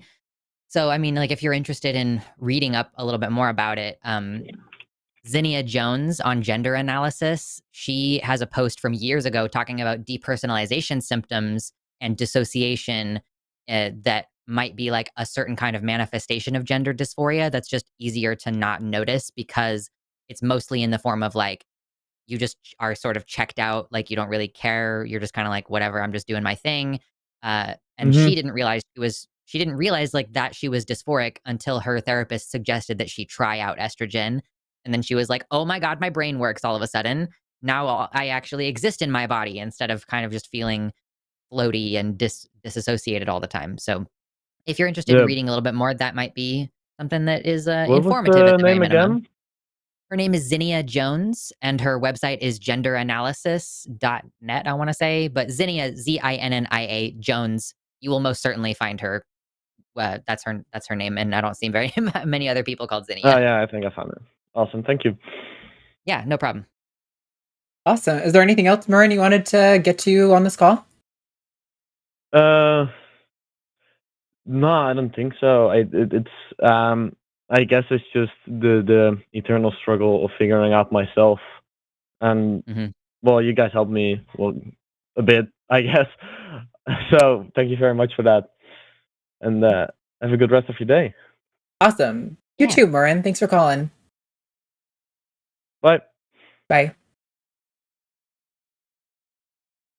That is so tough. Like, it really, I understand it. Like, it's been years and years and years and years and years for me. But it's like, I mean, you know, I think you and I both actually kind of came out around the same time of our lives, like 14, 15. So it's been forever ago. But like, there is no one who can tell you. And sometimes I was looking for that certainty from elsewhere. And I actually had a friend, I was like trying to debate whether I wanted to start testosterone or not. I was like 21. And I was like, I just think about this a lot and I'm like worried about it a bunch. And I want to, but I don't know if it's the right choice. And I had a friend who had sat through a couple of these conversations who was like, just fucking do it. And I was like, okay, I mean, you're not wrong, I guess. Like, you can just try it and it won't.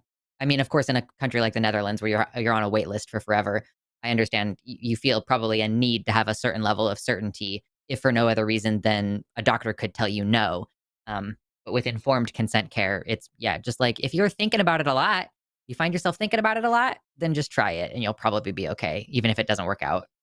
Yeah, I mean, that's why I'm always so hesitant. I see chat will drop like an egg emoji or something when callers like that call in, and I get it. Most of you guys are just kind of playing around. I'm always super hesitant because I don't want to make people feel like all the answers just magically come. You know, it really has to be like an evaluation of yourself, and you kind of have to like take a step and be like, how do I feel? Do I want to go back? Do I want to move forward? And like sometimes you'll take a step back, and then like 3 years from now, you'll take a few more steps forward. Like I can't tell you how many trans people I've talked to who are like, oh, I like tried to kind of come out to one person when I was 18. It was a really bad experience. And then I went back in the closet for 10 years. Like that might be somebody's path. And there's, you know, obviously we empathize with that. I don't want someone to have to go back into the closet for 10 years, but like, it's okay if that is your path, you know? So I totally understand why people just want all the answers. And it sounds like you were saying that, like I had the same thing. I wanted so desperately to have like an absolute certainty that I was like, yes, absolutely trans and all of this was going to be great for me. But that's just not really how medicine works or how like clinical stuff is ever going to be applied in medicine. And so, and it's so uncontroversial when we're looking at other similar treatments like pain or like depression or anything like that. But we have, I'm going to presume because we live in a transphobic society, even us trans people hold ourselves to a higher standard of like what we need to see to be really trans, you know, to make sure we're actually trans and not just an imposter.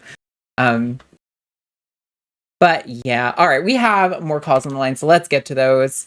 It looks like we had somebody drop. Oh, I was actually kind of interested in that call too. I understand they were also in a very far East European country, so it probably was really late for them. Call back next week. Hopefully we'll try to get to you early if there's not a bunch of oppositional callers on the line. I guess we'll just take them in the order they came in thus far. Is that good for you? Yeah. Okay. All right, let's talk to Mila. Her in Colorado wants to ask, are intersex women biologically female? Mila, you're live. Hi guys. Hello. Hello. Hi. So the question I was asking, I guess, is like pretty self-explanatory. But I guess that's the reason I'm asking is kind of because I know that like I feel like there's a lot of confusion sometimes when like certain like trans people say like we are biological females according to like this or that definition, and people will say, well, like, you know, like most females have this kind of biology that's like different than your biology as a trans female. And like I think a lot of people think that like what like someone like me, like what my position would be is like, oh, our biology is identical. There's no biological differences between us. But you know, I would seek to clarify that. So kind of curious what your thoughts are just based on what I've said so far. I mean, I have pondered the question myself of like, do trans people on some level kind of render ourselves intersex, changing these features? Careful about that. Sorry, I see that my camera is skipping around a little bit. My connection might be a little bit funny. You're back now. Yeah. Cool. I'm back. So I do think it's interesting, the idea of like, you know, how do we define intersex, and like, are trans people intersex by some definition? Obviously, I try not to step on that too much because like, I think for intersex people who are like born intersex, for them, that carries like a lot of medical trauma. So yeah, I do. And there's also a question of identity. Like, do intersex people identify as male or female? Usually, yes. So, yeah, I mean, it's a common view, and I think it's important to open to the fact that like this is an area where a lot of us are dealing with trauma, and for trans people, that trauma is like being told, "You're a man, you're a male, you'll always be this," blah blah blah. So for us, when we transition, I mean, I think we are changing our phenotype to something else. I don't know that it's 100% accurate to call it male or female, or if it's 100% accurate to call it intersex, or if there's a different word that would be more descriptively accurate and not alienating and othering at the same time. Yeah, I'll let Arden jump in here. I don't really have a lot to add on to that, honestly. I think it really depends on what we mean when we say biologically male or female, because you know, I when I'm talking to like the biologist on this channel, or the biologist who wrote the response to the CAS report that was just recently released, they'll usually concede that biology cannot cleanly be defined as like purely male or female, because we're usually talking about a cluster of characteristics. But when I'm talking to a gender critical, they're usually kind of referring to some sort of like this thing that seems to remain even after every other necessary condition that they've listed is proven false. Like it almost seems to be like a sort of sexed soul, so to speak. So I guess it really depends. But what are your thoughts, Mila? Well, you know, I wouldn't say that like obviously there's a difference between intersex people and trans people, and like I wouldn't say that they are biologically, just like I wouldn't say like an intersex female and a trans female and a like endosexual for like just for the rest of the call, like if I say endosexual, it's kind of synonymous with cisgender female, even though it's not exactly the same thing, because there's like cis women with like PCOS, right? But so like endosexual is just like descriptively the opposite of intersex, meaning like all your sex traits are aligned. So I wouldn't say any of those categories are all biologically identical. So like a trans female might be different than an intersex female, but I guess what my thoughts are is that like intersex women, even if they're not the same thing as a trans woman, they do kind of set a precedent that like kind of like what Arden was saying, where like, you know, how do we define biological female when there are mixed traits, right? So I think that the precedent that like an intersex female sets is that like basically you can have mixed traits, meaning not all of your traits are perfectly aligned with female biology, and you can still be reasonably classified as a biological female, even if you're a natural variation like an intersex female. And you know, if we accept that, like in like whenever it comes to like classification in biology, then like my question is essentially like, why couldn't we make the same case for trans women that, let's say, have mixed traits, and say that like, okay, even if you're like, you have some male sex characteristics that are retained, you're still like dominantly or like in some relevant context, like a biological female in that context. Mhm. I feel Yeah. like this conversation makes the most sense in a medical sense. Like, I mean, aside from like categorizing things in a way that makes it so that people feel comfortable about categorizing things, it's like, when is it Mhm. medically relevant? Or it's like, you know, trans women, once they've been on HRT for a while, they have to be given cardiovascular medication at a different dose that's more similar to what cis women get, because the hormones make such a big difference to how you process medication, and like your actual cardiovascular risk raises or lowers based on taking hormone replacement therapy. So like, is it relevant in medical situations to say that an intersex woman is still female? Like, yeah, probably in like in all the different ways that I know about ways that you can be intersex, it seems like an intersex female Mhm. is, for most intents and purposes, biologically female, except that she might not have a womb. Yeah. Right. It really does feel like context dependent. I think that's so right. Like you might be considered biologically female, yeah, when you're getting some kind of treatment, but maybe not in a different context. Like, it wouldn't surprise me that there could be individuals who have the collection of like genotype and phenotype that how they're classified could differ in different situations. So it's like, it's kind of why I don't really love the term biological, insert different word for person here, because it just kind of feels like trying to like ascribe something to sex that isn't really there, like some kind of like persistent, again, some sort of thing that's like persistent underneath all of it, where it's just kind of like, in reality, there are just bodies, and the bodies differ to some extent, and unless we're talking about like synthetic androids, they're all biological, right? So it just kind of feels like a useless descriptor to me. But yeah, I think it's relevant in certain contexts and not in others, and yeah. Well, and if it's cool, here's where I would like distinguish something, right? Is like, I totally get what you're saying about like the sex soul, and I think like the way the gender critical movement kind of defines it is, you know, it's different than how we define any other it's different than the principles we use like in any other area of science, you know, biology, medicine, which is like, you know, well, what would the natural outcome have been? What is like, you know, the sex soul, right? Like, if we didn't do anything, like, how would we end up, you know, again, like, I used the analogy before of like, hey, a person with like a heart transplant would naturally end up dead, or a person with type 1 diabetes would naturally end up blind if they didn't have medication like insulin. But the reason I think that this like, the reason I kind of bring up the context thing is because I think that like, even if someone is born intersex, like, and there are people that like might just be intersex, like as if that's their biological sex, right?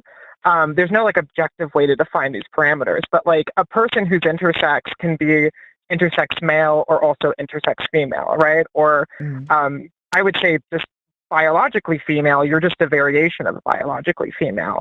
And right, like when it comes to how much medicine, how much adrenaline you need so you don't get a heart attack, maybe in that context, you're biologically female. But this is what I would distinguish is like, I would say that even if, let's say, you're biologically male in a certain context, I guess the way I would like define myself is like, I would still say that like, you know, if I'm, well, I guess I'm sorry, I'm trying to stay on track. You're good. I would say that I'm still biologically female now, even if like chromosomally or genotypically, it's harder for me because I have XX chromosomes, but I had a male genotype. So like chromosomally female, genetically male, or anyways, now I'm phenotypically female.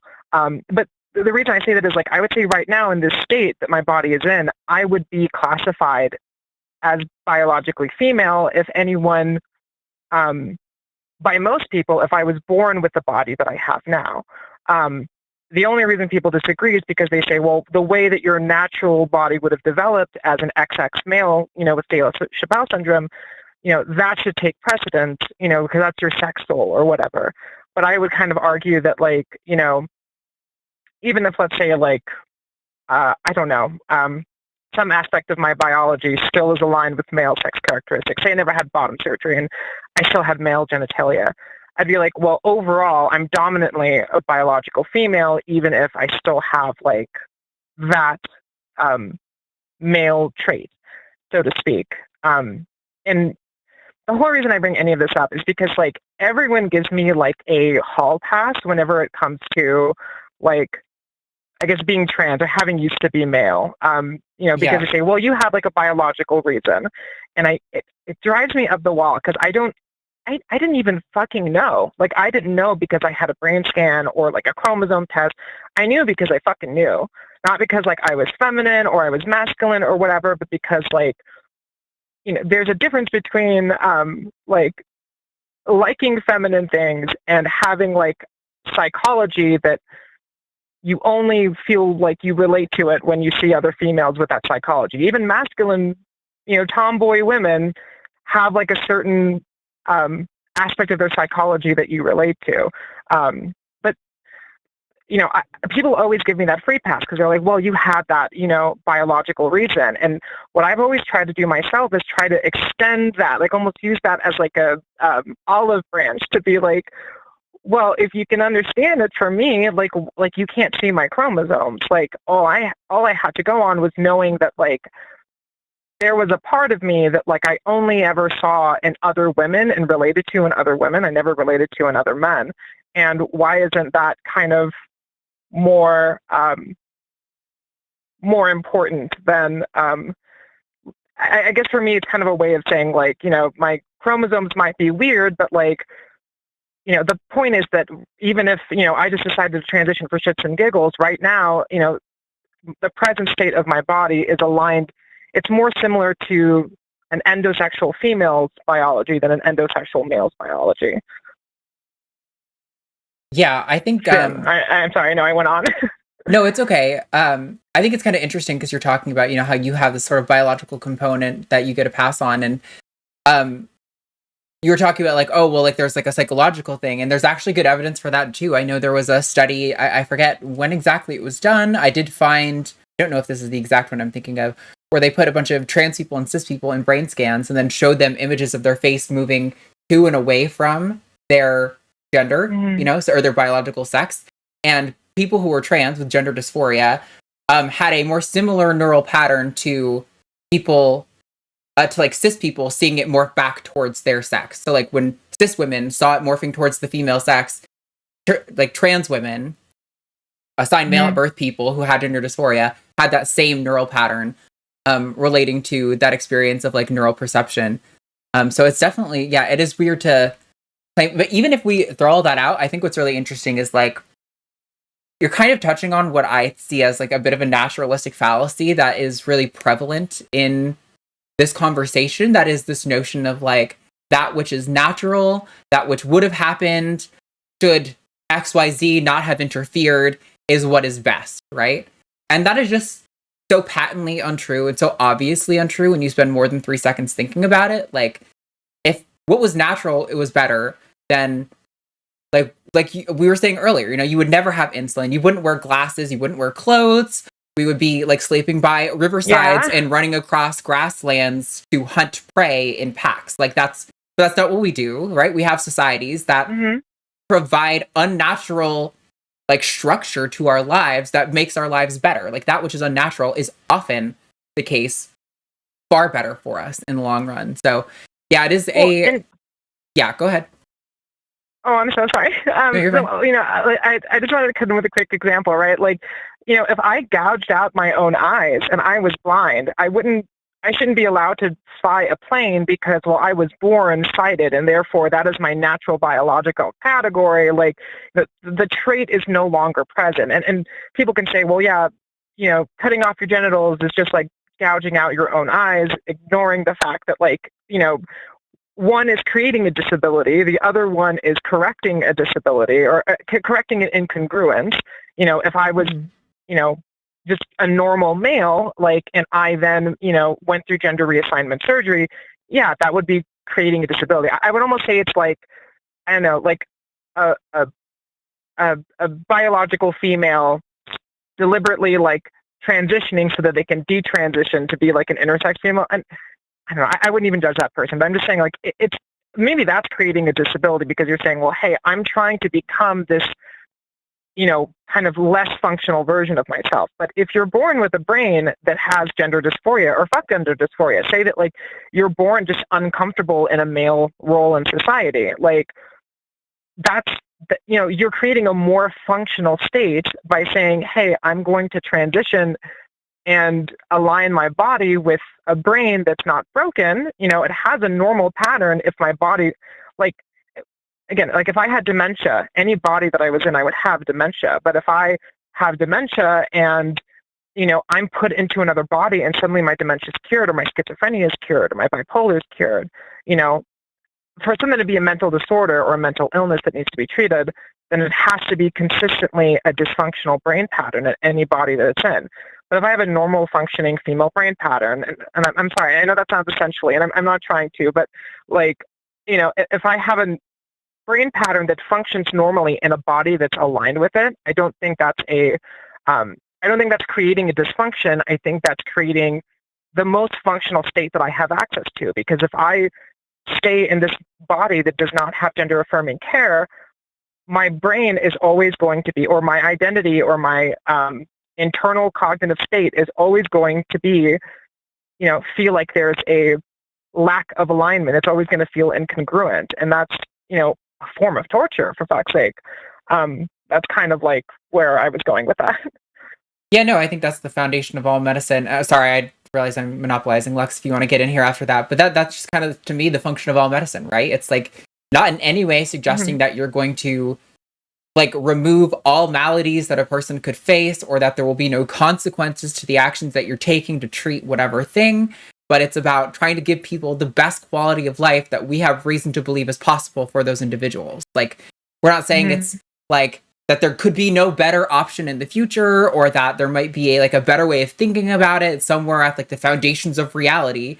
Just that from the position we are at currently in modern day, with the evidence that we have access to, this is like the best outcomes that we can, provide for this person. And that was, I got a text message while I was that my phone vibrated. Sorry. Okay, no worries. Yeah, I don't know, Lux, do you have any thoughts? And then maybe we'll try to get ready to move on to the next caller. I mean, it's a really interesting philosophical and almost metaphysical conversation that I feel a little bit out of my depth in, I guess. I mean, like I am a female who probably has PCOS, so I'm like, am I intersex in that way, or like, does being trans make me intersex, kind of, because my brain is like one of my organs that informs my understanding of my sex characteristics. So like, that's something that I've always wondered about. I've never had my chromosomes tested, so I don't know if I'm actually secretly like XXY, or like XY with the SRY deactivated or something. Like, I wouldn't know.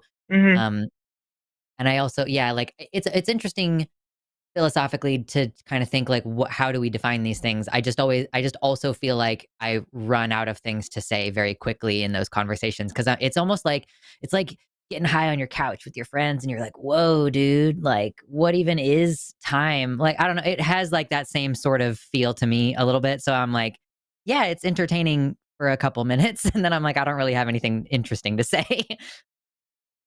Oh, and I totally get that. I guess the functional, like, where I consider like this conversation functional, obviously like in medical context and stuff, but I guess it's more so in like, I always make the argument that like trans women are not just like identifying as women, but they're, the outcome is, a variation of a biological female. So and I don't think that's the end all be all. I don't think that like you have to be dominantly female for it to matter. But for me, and this will be my last word, I know you guys got to move on, but like I think when it comes to like something like puberty, that's where like it really becomes relevant. What it's funny, like another caller mentioned like Chloe Cole, and I think it's so like interesting that the compassion only extends to people who end up experiencing dysphoria because it wasn't the natural outcome they would have had. And don't get me wrong, like that's tragic. Like someone wasn't actually trans, they go through male puberty and they have these irreversible changes. But like I relate so much to Chloe Cole because I know what that felt like I know what it feels like to have been forced to go through a puberty that, caused a crazy amount of dysfunction in my life that I still have to struggle with.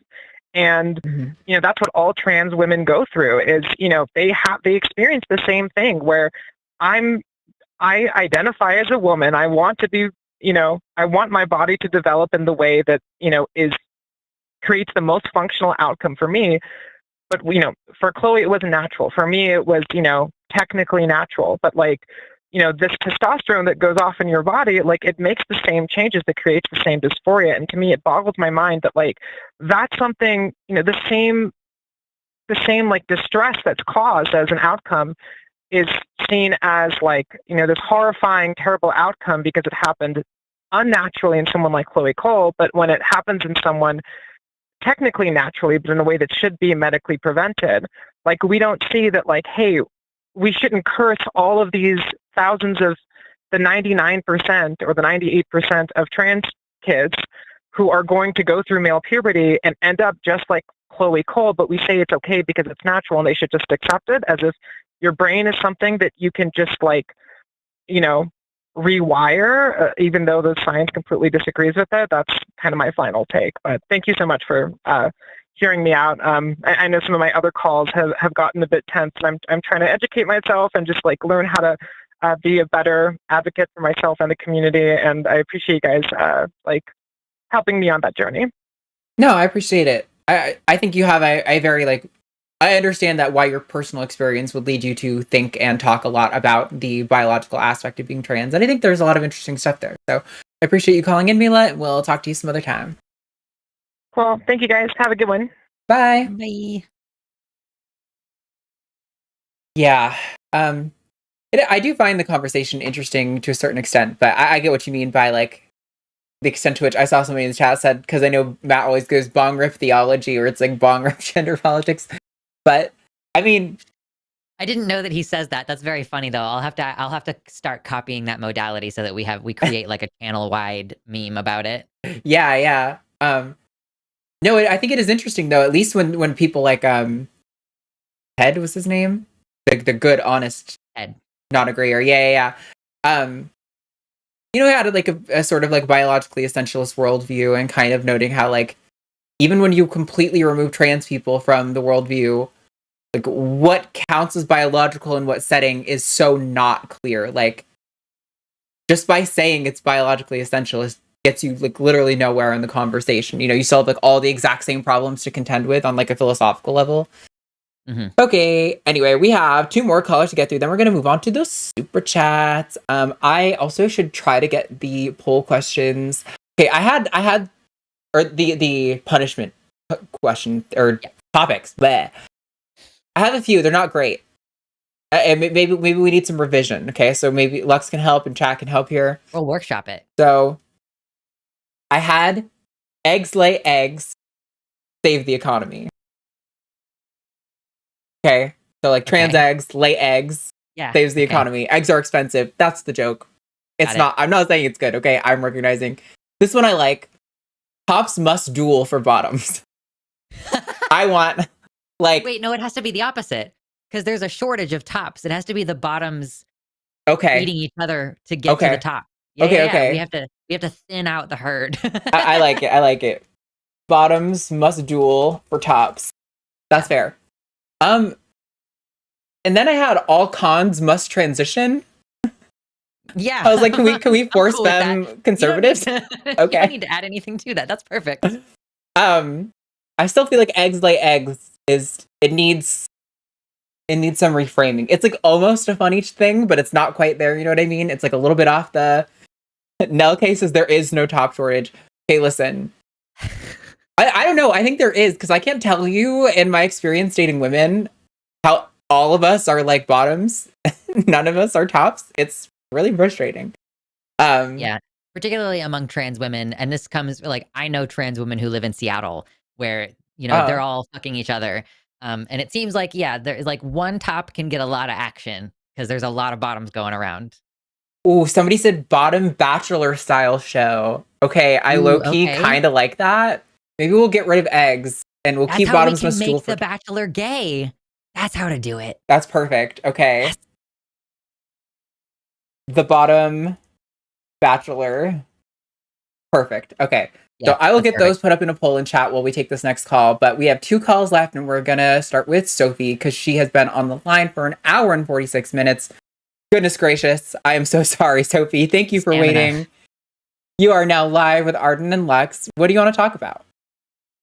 Hi, and don't worry about it. I've been enjoying the show, but can I have a question for Lux because I am not familiar with their pronouns?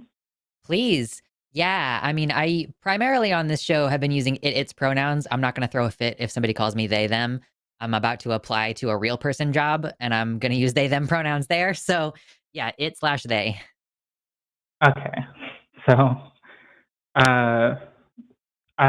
the main reason I'm calling in is just to like ask the question of like, should we have non-binary people under the like umbrella term of trans when it comes to like advocating not only for ourselves but for for non-binary people as well? And like, how should we sort of like defend people that don't want that label? Like, I have some friends of mine that are like, I don't identify with this label, even though like they're non-binary. So it's hard for me to like advocate for them and like use the experiences they've told me in these conversations with people that conflate trans and non-binary, and like try to advocate for both of us while not being disrespectful to them. I guess I have never had a conversation with someone who felt disrespected by being included under the trans umbrella as a non-binary person. Like, from a strict definitional sorry, go ahead, Sophie. I'll let you elaborate. I guess I should say they're not like disrespected. They just don't feel that's the identifier that they want to connect with. Yeah. So my familiarity with this topic, so from a definitional perspective, I think that transgender means you hold a gender identity that differs from the one that you were assigned at birth or that differs from the sex that you were assigned at birth. So from just strictly definitional perspective, I think that all non-binary people are under the broad umbrella of being trans. I think that the hesitation from non-binary people to identify as trans comes from a type of imposter syndrome rather than it being like or maybe it's a mismatch of definitions, because I think that we tend to associate transgender with transition. So if the person hasn't sought any kind of medical transition, they might just feel like they're copying someone. It's like stolen valor. They're like getting in on somebody else's oppression by calling themselves trans. And I have seen hostility from the trans community at times toward people who are seen as like, oh, well, you're not even trying to transition and you're speaking over this and blah, blah, blah. I have also I've found myself making those criticisms. Like, I think they may have finally taken the video down, but Crash Course, the YouTube channel that's owned by Hank Green, it's educational. They put out a video about transgender hormone therapy, and it was full of misinformation, especially regarding the trans women's healthcare, because the article was written by a trans man and it was presented by a non-transitioning, non-binary person. And I was like, that on its own, like having the presenter be a non-transitioning, non-binary person was like that on its own wouldn't have necessarily been upsetting, but it's like if you take it all together, it's just like spitting in my face, adding insult to injury, having a non-transitioning trans person, whether they're non-binary or not. It did feel like you guys fucked up pretty bad here. Like so many ways in which you fucked up here. So I can see kind of where there's a lot of feelings about this on all sides. When I'm talking about who is being affected by these issues, I think it's obvious that non-binary people are also harmed by transphobia. And the thing that we all have in common I'm just going to say trans people as a blanket statement, including non-binary people. The thing that we all have in common as trans people is that we have a gender identity that differs, and typically some kind of like dysphoria. So even if non-binary people don't have a clear endpoint for their transition, or if they don't have a clear set of blueprints for their gender expression to a specific target binary, that doesn't mean that they're not still dealing with the same problems. And I feel terrible when non-binary people feel marginalized within the trans community, because it's not like you fit in with cis people as a non-binary person. Like there's some amount of alienation from cis people, and then also you're getting alienation from the trans community, and it's just like, I guess we've set up another false binary where you're either trans or you're cis, and then here's some non-binary people who are like trying to skirt that binary too. So I don't know, maybe those people are just a higher level of non-binary than I am. I don't know. I very much understand the slippery slope that like a question like this has. It's something that I want to address to make sure it's like, I don't even know how to word it, just like being respectful to like them without like not being able to defend them. Did you want to jump in, Arden? Yeah, so for me, while I can appreciate that somebody might not personally identify with the trans label, I would say that I am advocating for you when I'm doing trans rights advocacy, in my opinion. Like, I would definitely be sorry if that makes them like uncomfortable in any capacity, but just when I'm talking about trans people, like Lux said, I am talking about anyone whose gender identity does not align with their sex assigned at birth. And even if you don't transition, like that is included as far as I can tell. I also think that it's like a massive mistake and hindrance to splinter our advocacy in any way, shape, or form right now. Like we are in so much deep shit with the administration that's in power and their complete refusal to listen to any, legislative, judicial, or like medical body on any issue at all. And so I don't know, I also kind of feel like, this kind of relates to like intersectional feminism too. And like, I don't like splintering really in any capacity. Like, I really feel like any gender minority, whether you are non-binary, even if you are just a cis woman, I think you are arguably a gender minority in the United States, especially with the things that are happening right now. We all need to be working together. All of our causes are shared. When trans rights are removed, it is often cis women who take a lot of the flack. Like, all of these things are super, super interlinked. And I think it's almost impossible for you to like separate these in any meaningful way that doesn't start to sound like excluding non-binary people in like a sort of trans medicalist kind of way. So I also think it's important to say that like, sure, are there opportunities and moments where we can like specifically focus on like the experiences of non-binary people, like separate from the broader trans community?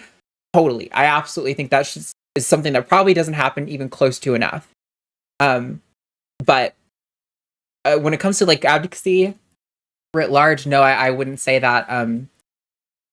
I don't know. I'd be like, I'm sorry if you're offended by me advocating for your human rights, but I'm gonna keep doing it. I don't know how to digest that. Like, it just doesn't really comport with my brain. I probably wouldn't say that to them because that's kind of me being a sarcastic asshole here and now, but you get what I'm trying to communicate. Like, I would probably be like, okay, you're allowed to feel that way. Like, I'm not going to sit here and tell you how you do and don't feel about this issue. But I'm just going to keep doing the advocacy in the way that I think is best, that I feel like I've been the most successful with. So yeah, I don't know. That's where I'm at. Yeah, like I've been like debating on like using their like experiences or like stuff to like defend like trans people or non-binary people like in the like umbrella sort. I'm sorry, I'm not a public speaker, so I'm gonna like fumble over my words. You're good. But like I've thought about like maybe just don't use their experiences and like talk more broadly, because they like so far I know 2 non-binary people, but like Well, now both you know of them 3. do not. Yeah, true. But both of them do not like being under the trans label. So I'm thinking like maybe do I just like not talk about the experiences of those people and maybe just broadly talk, or like I mean, If like, they I don't don't want to be know. included, girl, then I'm like, well, okay, then you're not part of the club. Like, I don't know, you're not part of the club then? Like, do you not want to be advocated for? Well, yeah, I don't know. and don't talk like they're over also them, right? Like, don't talk on their experiences on their behalf, I guess, is like a valid thing to do. But I feel like, Pimplepunk just put a super chat in. You're going to bypass the method where they're talking about how like the struggle for trans rights is ultimately a fight for bodily autonomy, which benefits everyone under any label. That's kind of where I'm coming at it from, where I'm like, okay, if you don't feel like you personally identify within the group, that's totally fine. Like, you can decide and understand yourself however you think is best. But what I'm advocating for will ultimately be benefiting you. So I'm not going to like not do what I think is the best for advocacy because you don't like the label that I don't, it also, I guess it's just I don't really understand how somebody, I've heard this from people before, obviously, and I'm not going to tell people how to identify or what to think or what labels are right for them, but I really do struggle to understand how someone can consider themselves both non-binary and not trans. Like, outside of what Lux was saying, like where it's like a bit of a imposter syndrome or like I stolen valor kind of mentality. Like, I have a good friend who didn't take the trans label for a long time because that was their position on the issue. But I had told them repeatedly, I was like, I don't know. Sounds trans to me. Those sound like some Yeah. transgender ass feelings you're talking about there, but like, whatever. Yeah. Like I think it has to do with also where they live. Like until recently, like one of them is in the UK, which this was a thing that came up before the bill, or was it bill? I don't remember exactly what it was, but the like government like choosing what form of woman they want to use. But like the other the one is Supreme Court in decision. and the other one's in Scotland, which is, from what I've heard, a lot more accepting. So they don't have to talk about and like defend themselves nearly as much. So I feel like they can better identify with the labels they want rather than like advocacy, I guess. This is all like sort of speculative because I've not like put like, why do you think this, or like stuff like that, because they're very close friends and I don't really want to like make things awkward with that. I mean, it sounds like something that you're curious about and that is like a difficulty in understanding how to stand up for your friends in a way that they feel stood up for. So I feel like if that is what your goal is as a friend, then I don't think it would be relationship destroying or awkward to be like, "Hey, I've heard you say this and I'm really trying my best to be as supportive as I can. And if you are willing to explain this to me, like why you feel that way, I feel like that would equip me better to be able to like stand up for you in the situations where that's needed." Um, I mean, it's like what Arden was saying earlier about like, I'm gonna include non-binary people under the word trans because this is like how I do advocacy. And it reminds me a little bit of like when people are talking about women's rights, And like, I'm non-binary. I also, as far as I know, have the ability to get pregnant. So like, I'm not like one of those people who like every time someone's like, and the day that Dobbs went through was a huge blow to women's rights. I'm not sitting here going, actually, like I find that shit fucking annoying actually. Yeah, same. I actually just unfollowed one of my friends on Facebook because they kept like all capsing about how the SAVE Act in the United States is like gonna limit. It's primarily going to limit women's right to vote. Like that's what it is going to do. It may be true that the kind of underlying motivation was anti-trans, but the people who are overwhelmingly going to be affected are women. And I don't think that it's wrong necessarily for someone to advocate for or advocate against the SAVE Act on the premise Yeah. that it's going to disenfranchise fucking like 30% of the population who have changed their last names when they got married. So I'm just throwing a number out. I don't actually know if like more than half of the females in this country changed their name when they got married. But anyway, the point I'm making is that it just feels petulant and childish to me just for someone to be like affected by something and like demand that the whole conversation get reframed. You can just say trans and non-binary people are impacted by XYZ. And just like we can say women and people who menstruate are affected by access to, or like they're affected by the pink tax, for example. Like I focus on the efficacy, and like as much as I don't like Buck Angel, I do understand that most of the time he's talking to cis people, so it makes sense that his way of communicating is to say, I am like I was born in a woman's body, even though I think that that's incorrect on some level. I don't think that it's wrong to rhetorically use that as a way to get people to understand what you're saying. So yeah, I mean, if it's not a big deal to these people to be like, oh, you know, I don't really identify as trans, but whatever, it's not a big deal. Then like, okay, I think that's different than like, I guess the perception I have in my mind of the type of person who bitches about these things is the type of Yeah. person who I'm like, I would rather not talk to you or about you. If you don't want to be part of the club, then I don't care about you. Like, I don't want to know about it. Yeah, it's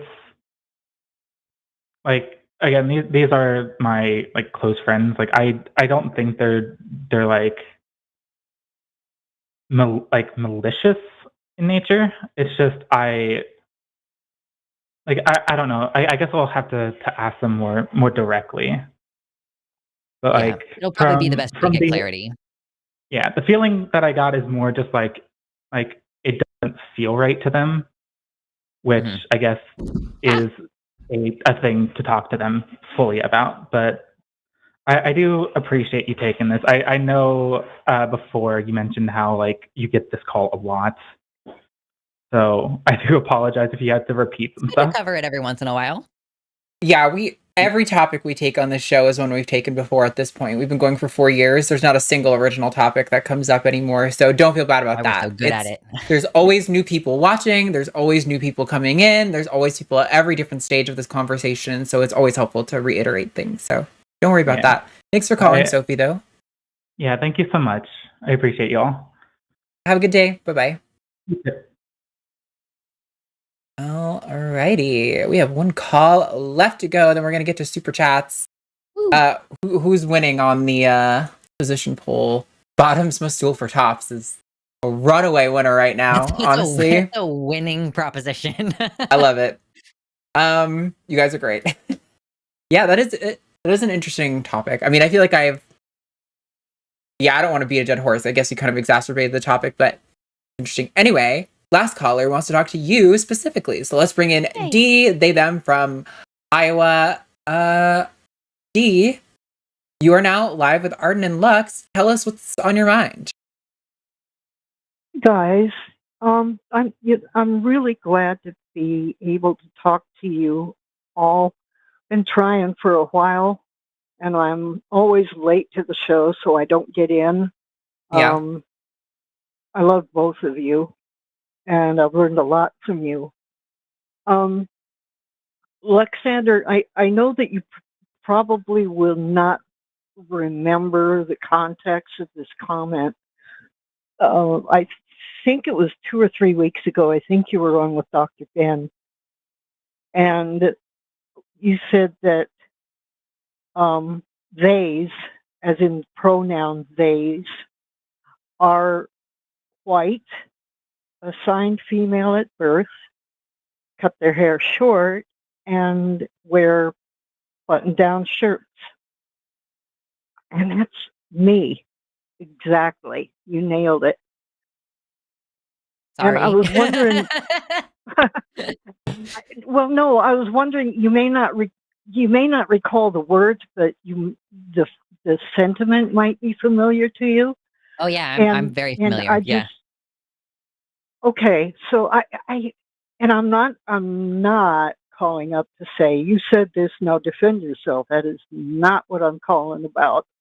I'm looking for clarity because I've been on this journey since I was 14 years old, and I'm 61 now. And only in the last 6 months have I become comfortable with changing my pronouns. And I thought a long time ago, in my early 40s, I thought about physically transitioning, and due to issues with family, my relationship, and religion, I decided not to. And now I'm thinking about it again. And then I heard this thought of yours, and I was just wondering, wow. Well, first, maybe if you wouldn't mind, could you clarify a little bit more what you mean by that? Sure. Yeah. Basically, I think the context of my answer when I made this statement was probably somebody asking me why I prefer its pronouns over they them pronouns, and I was basically just trying Okay. to explain that we have over the past few years we've started to develop like a third gender stereotype of what a person who uses they them pronouns is like. And the traits that I mentioned, it's like that is what most people think of, I think, who are invested in this topic in any way. Like if you were to ask Mm. like Steven Crowder, what is a non-binary person? He Ah, probably would evoke all these things like the blue hair and pronouns, the college age females, who wear glasses and all this. And so I just felt because I've been tuned into this the whole time. Like sure. you have a little bit more experience than I do, but I also came out around 14, 15. And so I've been kind of tuned into this, and I grew up on the internet where these conversations are happening in a fast-paced kind of manner.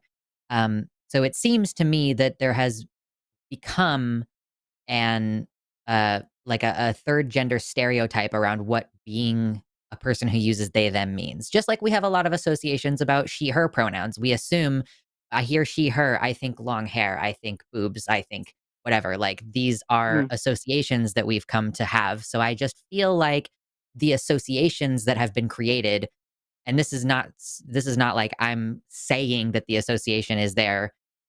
Like I'm observing that this seems to come up a lot, where you'll get like pictures of Milo Stewart spammed around everywhere as like a prime example of what a non-binary person is. Um, and like I I'm going to acknowledge that like when I say white, that is also an acknowledgement that the understanding of what it means to be gender nonconforming or anything is racialized, so that like Mm. non-white people don't have as easy access to the spaces, both metaphorical and physical, that are for gender nonconforming and trans people. So basically, I'm just trying to say like there is an idea that has coalesced around what they is, to the point where you'll hear people say they, and it's like, well, what the fuck does that mean? And it means a lot of the things that I said, and I don't identify with that, and that has been part of my gender journey, is being like, well, I'm not the things that most people. I mean, like obviously I'm white and I was Mm-hmm. assigned female at birth, but I like the style that's associated with that. And for some reason, a lot of these trans masks have rats. And I'm like, I don't really understand the association with rats and non-binary transmasculine people. Or So it felt possums. I've seen that a lot. possums. Yeah, little rodents. Yep. It felt alienating to me. So that's all I was trying to say. Okay. No, I get it. Thank you for that. I appreciate that. Yeah. And that does kind of follow. But I do want to let you know, I actually did not come out at 14, but that's when I realized, well, I'm 61 years old, hon, so that happened in the mid-70s. Yeah. And so there was a whole nother layer of, I was already being pegged as queer by my classmates, and I really, really dislike that term now because of the way I grew up with it.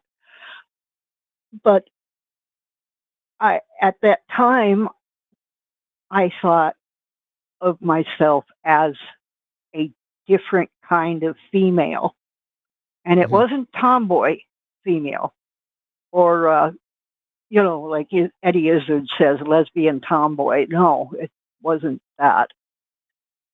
And so now I'm actually finally free of all of the constraints that held me back at 40.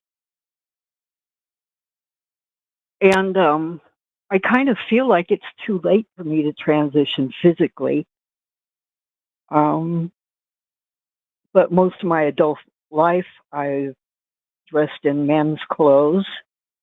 I have very masculine mannerisms. And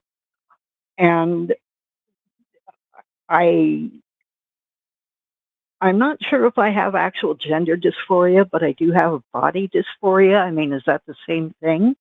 Yeah, basically the same thing. Okay. And I'm just kind of, ever since I heard you say that, I've just been thinking and kind of going around in circles and wondering, well, what's my next step? I mean, it's okay for you Does that to make identify sense? with that construct. Like it's totally fine that there are Milo Stewarts out there in the world who Uh-huh. who like exist in this non-binary place and they wear their hair that way and everything. Like I hope that you don't feel like I was casting any kind of negative light on anyone who embodies those things. I was simply saying that I don't identify with that personally. Uh, No, I I wasn't feeling that way at all. Not at Okay, all. I'm glad. That's a little bit of a relief to me. I would say as a person who's in their 60s, like I am in some Facebook groups. Like I'm in a Facebook group called Non-Binary Top Surgery, or maybe I left that one because I don't need top surgery. I was in it for a long time. There's a bunch of Facebook groups basically, and I've seen people in their 60s getting not only top surgery but getting phalloplasty, which is generally considered like a relatively high risk surgery. I mean, surgery in generally is like risky the older you get. But totally, Mm-hmm. like people get top surgery, people start hormones. Um, at that age, and I think that it's totally worth doing. You know, you're like, I don't know how much time I have left. I want to live it as authentically as I can. That's the kind of message that I hear from people in your age group who still choose to pursue transition. It's like even if you're 80, you want to live out those couple years um Mm-hmm. as Yeah. yourself to the extent that that's possible. So yeah, I think that it would be worth it for you to pursue that if that's something that you're interested in, and know that there is community for you, that there are older trans people who are transitioning later in life, and that there is a blueprint for how to do that at your age.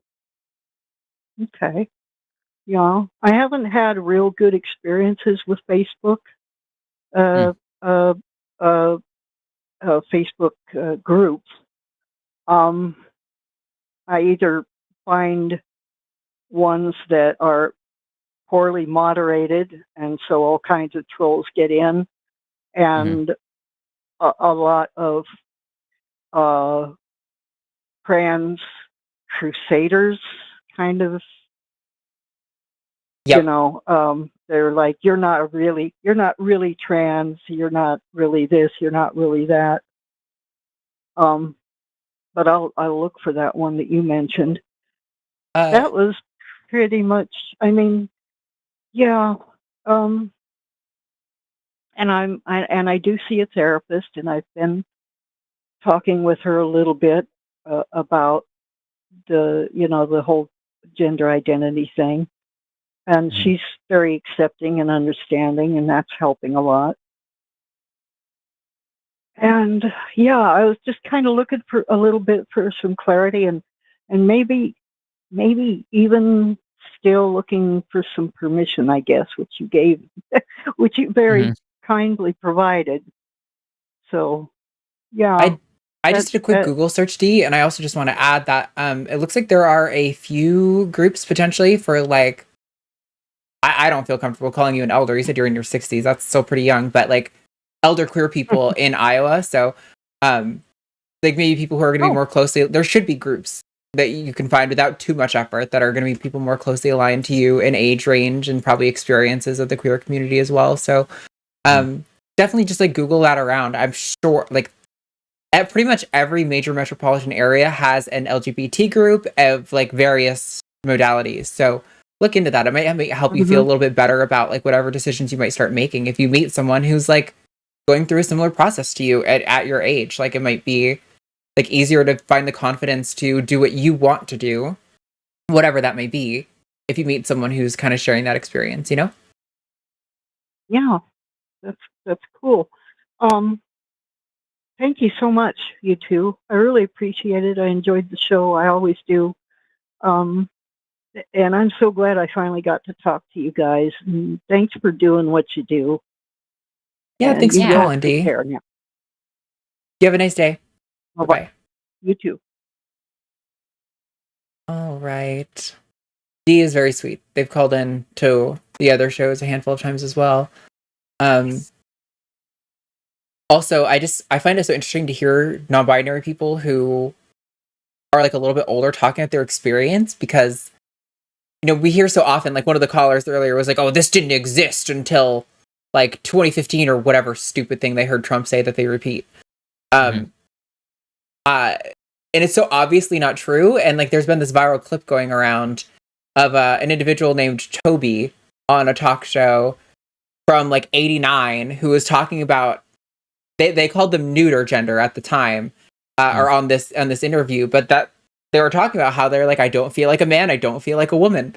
And I'm like, you know, it's non-binary people have been just as universally around as like binary trans people. And so I always appreciate a good reminder to the people who think transness was invented by George Soros a handful of years ago that that's some anti-Semitic, like white replacement theory conspiracy nonsense that you were spoon-fed. All right. We have some super chats to get to, you guys. And remember, any super chat of $5 or more we'll read. And if you include hashtag Team Arden or hashtag Team Lux, that is a vote. Whoever gets the least amount of votes has to defend this silly position. And it looks like right now it is still dueling for tops. That is the winning category. So let's get over to supers. You want to go first? Oops. Yes.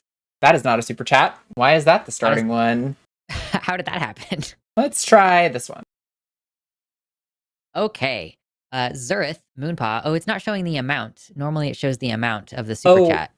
Zurith yesterday donated a super chat that for some reason our system wasn't able to pick up. And so they were asking for a freebie. So I said yes, in this one instance. Yeah. Perfect. Artists of the internet, grant me your sparkle dogs, your cringe boys, your Mary Sues. They walked so your awesomeness could run. I feel like that's like has to be some context that I don't understand, but I appreciate it. Yeah, it does feel like it's a reference somewhere in there. Thank you, Zurith. $5 from Jason Jones. Pauls Valley, Oklahoma. First Pride event, June 1st, 2025. Fuck Ryan Walters. Fuck him in his stupid little face. Fuck Kevin Stitt and fuck Donald Trump. Hashtag Team Arden. Oops, gotta get the little thingy here. Vocal did beat surreal. I don't know what that is supposed to be.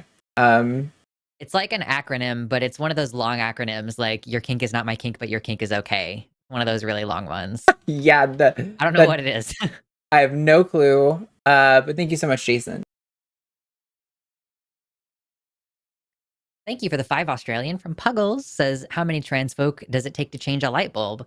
1 to change it while everyone else sits around and yells at us to slow down. True. It would be funnier if it weren't so accurate. We've got $5 from Melatonin Ale. I'm in the middle of talking, if you hadn't noticed. Yes, I wish I had this energy. Hashtag Team Arden. Listen, I didn't want to get that, like, pissed that quickly, but listen, you guys know I love Josie, and I love that she doesn't do things like me. I like that she has an approach that I very much would never employ myself. However, I do feel like last week he tried to kind of dominate the conversation with those two, and Josie's the perfect person for that because she's really nice and she's going to let you talk and she's going to hear out your whole bullshit spiel. But then he had started the show last week, one of the first chats being like, so excited to debunk some TRA talking points. Like, obviously gender critical troll language. And then said TRA multiple times on the call. And it didn't really get addressed sufficiently to my satisfaction. So the fact that he came in swinging like that, I was like, I'm going to match his energy. And despite being so fucking triggered through that whole call, again, we had a good conversation with Ted that I really enjoyed. And I hope Ted calls back because I think there's some productive dialogue to happen there. But I feel Jib, really bad that we had a guest last week and Jib called. I feel so bad about that. I didn't know that. Yeah, no kidding. Oh no. Tara was great. They did a great job with Jib, but I think Jib's a clown, and he's not welcome to ever call back, in my opinion. So, bye, Jib. If Matt wants to play with him, that's fine. I don't care. $5 from Pipplepunk, half dog, half canine, says, I am terrified that we are maybe months away from theocracy and I don't have the resources to escape in time. Yeah, we didn't have any therapy calls today. This is like the closest we are getting to therapy for the trans community today. Yeah. And like, I mean, I don't think we're going to have a theocracy, like, if that helps. It's more like an oligarchy, but we've been doing that. Yeah, I mean, there's like some pushback, especially with this like bribe from hey, listen, a lot of news people are saying Qatar, and then I hear some people saying Qatar, and then I hear the Prince of Qatar saying something in between, like Qatar. I don't know, like so I'm like I don't know how to say it correctly. I'm gonna go with Qatar because that's what a lot of people are saying, but there is some pushback, and repeatedly he keeps doing things that's getting more and more pushback. Despite how he polls well on trans issues, because most Americans don't understand trans issues, he's polling horribly on almost every other issue, worse than any other president. So it's not going to be enough to do a Donald Trump bad campaign, but I do have pretty high hopes that we're at least going to get back the House in the midterms. Yeah. And if we can stave off some of the worst things until then, but I mean, listen, it's already bad. Like, there's a woman being used as an incubator in Georgia, brain dead, and they're just keeping her alive because she's pregnant, just like that fucking episode of Handmaid's Tale. Like, literally exactly the same as that episode of Handmaid's Tale. It's disgusting. It's treating her like an object. It is the most awful thing. But yeah, still, I think it can get worse, despite how fucking horrible that is. Anyway, sorry. Yeah, I don't have a lot of like, it's gonna be okay. Like, yeah, it's gonna be bad, probably. I live in Oregon and I still feel unsafe. So I mean, I don't know what to tell you. Yeah. $5 from Liquid Cyborg says, my spouse and I are divorcing. My parents blame it on my transition, even though my spouse is supportive. How can I help them understand our decision? Boy, I mean, that's difficult. I don't know. Like, when people are wrong, sometimes you just kind of have to let them be wrong. I don't know, like, and I don't, of course, know any of the reasons why you're getting divorced. Like, is it maybe because of an incompatibility on a fundamental level like that? Or is it just like, we want different things from life? I don't know, but I don't think your parents need to understand the complexities of why you got divorced. Yep. I agree. 10 Australian dollarinos from Puggles. How many trans to change a light bulb? 1, but they want us to live in the dark and make sure we want it changed, and then get opinions of 2 electricians to make sure it needs to change. True. Jesus Christ. 50 Australian from Puggles. Thank you so much. With another joke, says, how many trans folk does it take to change a light bulb? Just 1, but people can't help but ask if your light bulbs had had you know the change. Like, that the change. had you know the change. Got it. Okay. Like, you got the surgery. You got the thing? Yeah, okay, I get it. $5 from Ray Lee. Very recently started my NB journey and learned about this show from my girlfriend. Love the show and love you all, but hashtag Team Envy, hashtag Team Lux. Right on. I'm so happy for you. Hell Honestly, yeah. one of the things that gives me the most hope is when I hear about trans people coming out in today's world. I'm like, damn, you had the, like, metaphorical balls. Sorry, it's a terrible phrase, but, like, you had the metaphorical balls to come out in Trump's America. Like, that is... Like, I'm already out. There's no going back in the closet for me. I'm, like, on the internet as an out trans person that I could not go back no matter what I wanted to do. But coming out, that is, like, I have mad respect for the courage that people have to continue living their lives in the face of all this insanity. Yes, very strong, very courageous, very brave. $5 from Joshua Everett says, work is going more smoothly than usual today, so here's $5 since I can pay a little more attention than is usually possible on a Thursday. Well, thank you. We appreciate that. Yeah, thank you for so sharing much. your hard-earned dollarinos. $5 from Frandipie. Lux out here, just off the cuff, literally describing me to a T. Hashtag Team Lux. I think that was the, like, masculine trans woman thing that I was, like, pointing out. Yep. Yeah. I'm out here, like, laser targeting several different people today. Sorry. There's a pretty well-known trans influencer. I think she's mostly on TikTok. But I see her on Instagram because I don't use TikTok. She's called herself, like, the handyman. Like, her whole thing is that she's about, like, teaching people how to do, like, household activities, like patching up your wall or painting your tire and shit like that. As a trans woman. But, you know, according to Jib, she's not, like, trying and he doesn't respect her. Thank God. True. I would not want respect from someone like him. Yeah. Whatever you agree with, I want to be the opposite of that. $5 from Silver Twilight, thank you, says, hashtag Team Lux, have a great afternoon, and thanks to you both for your advocacy and your willingness to do this so often. P.S. Lux, love your haircut. Thank you. Feeling fresh. I love that I can flip it whichever side, and then it's like my head gets too hot on this side, so I can just flip it over, and then my head cools down. Yep. It's That's adaptive because I overheat. We have $5 from Pibblepunk. It's not easy to be a trans butch lesbian. Genuinely, thank y'all so much for the recognition. It's lonesome out here. Fuck yeah.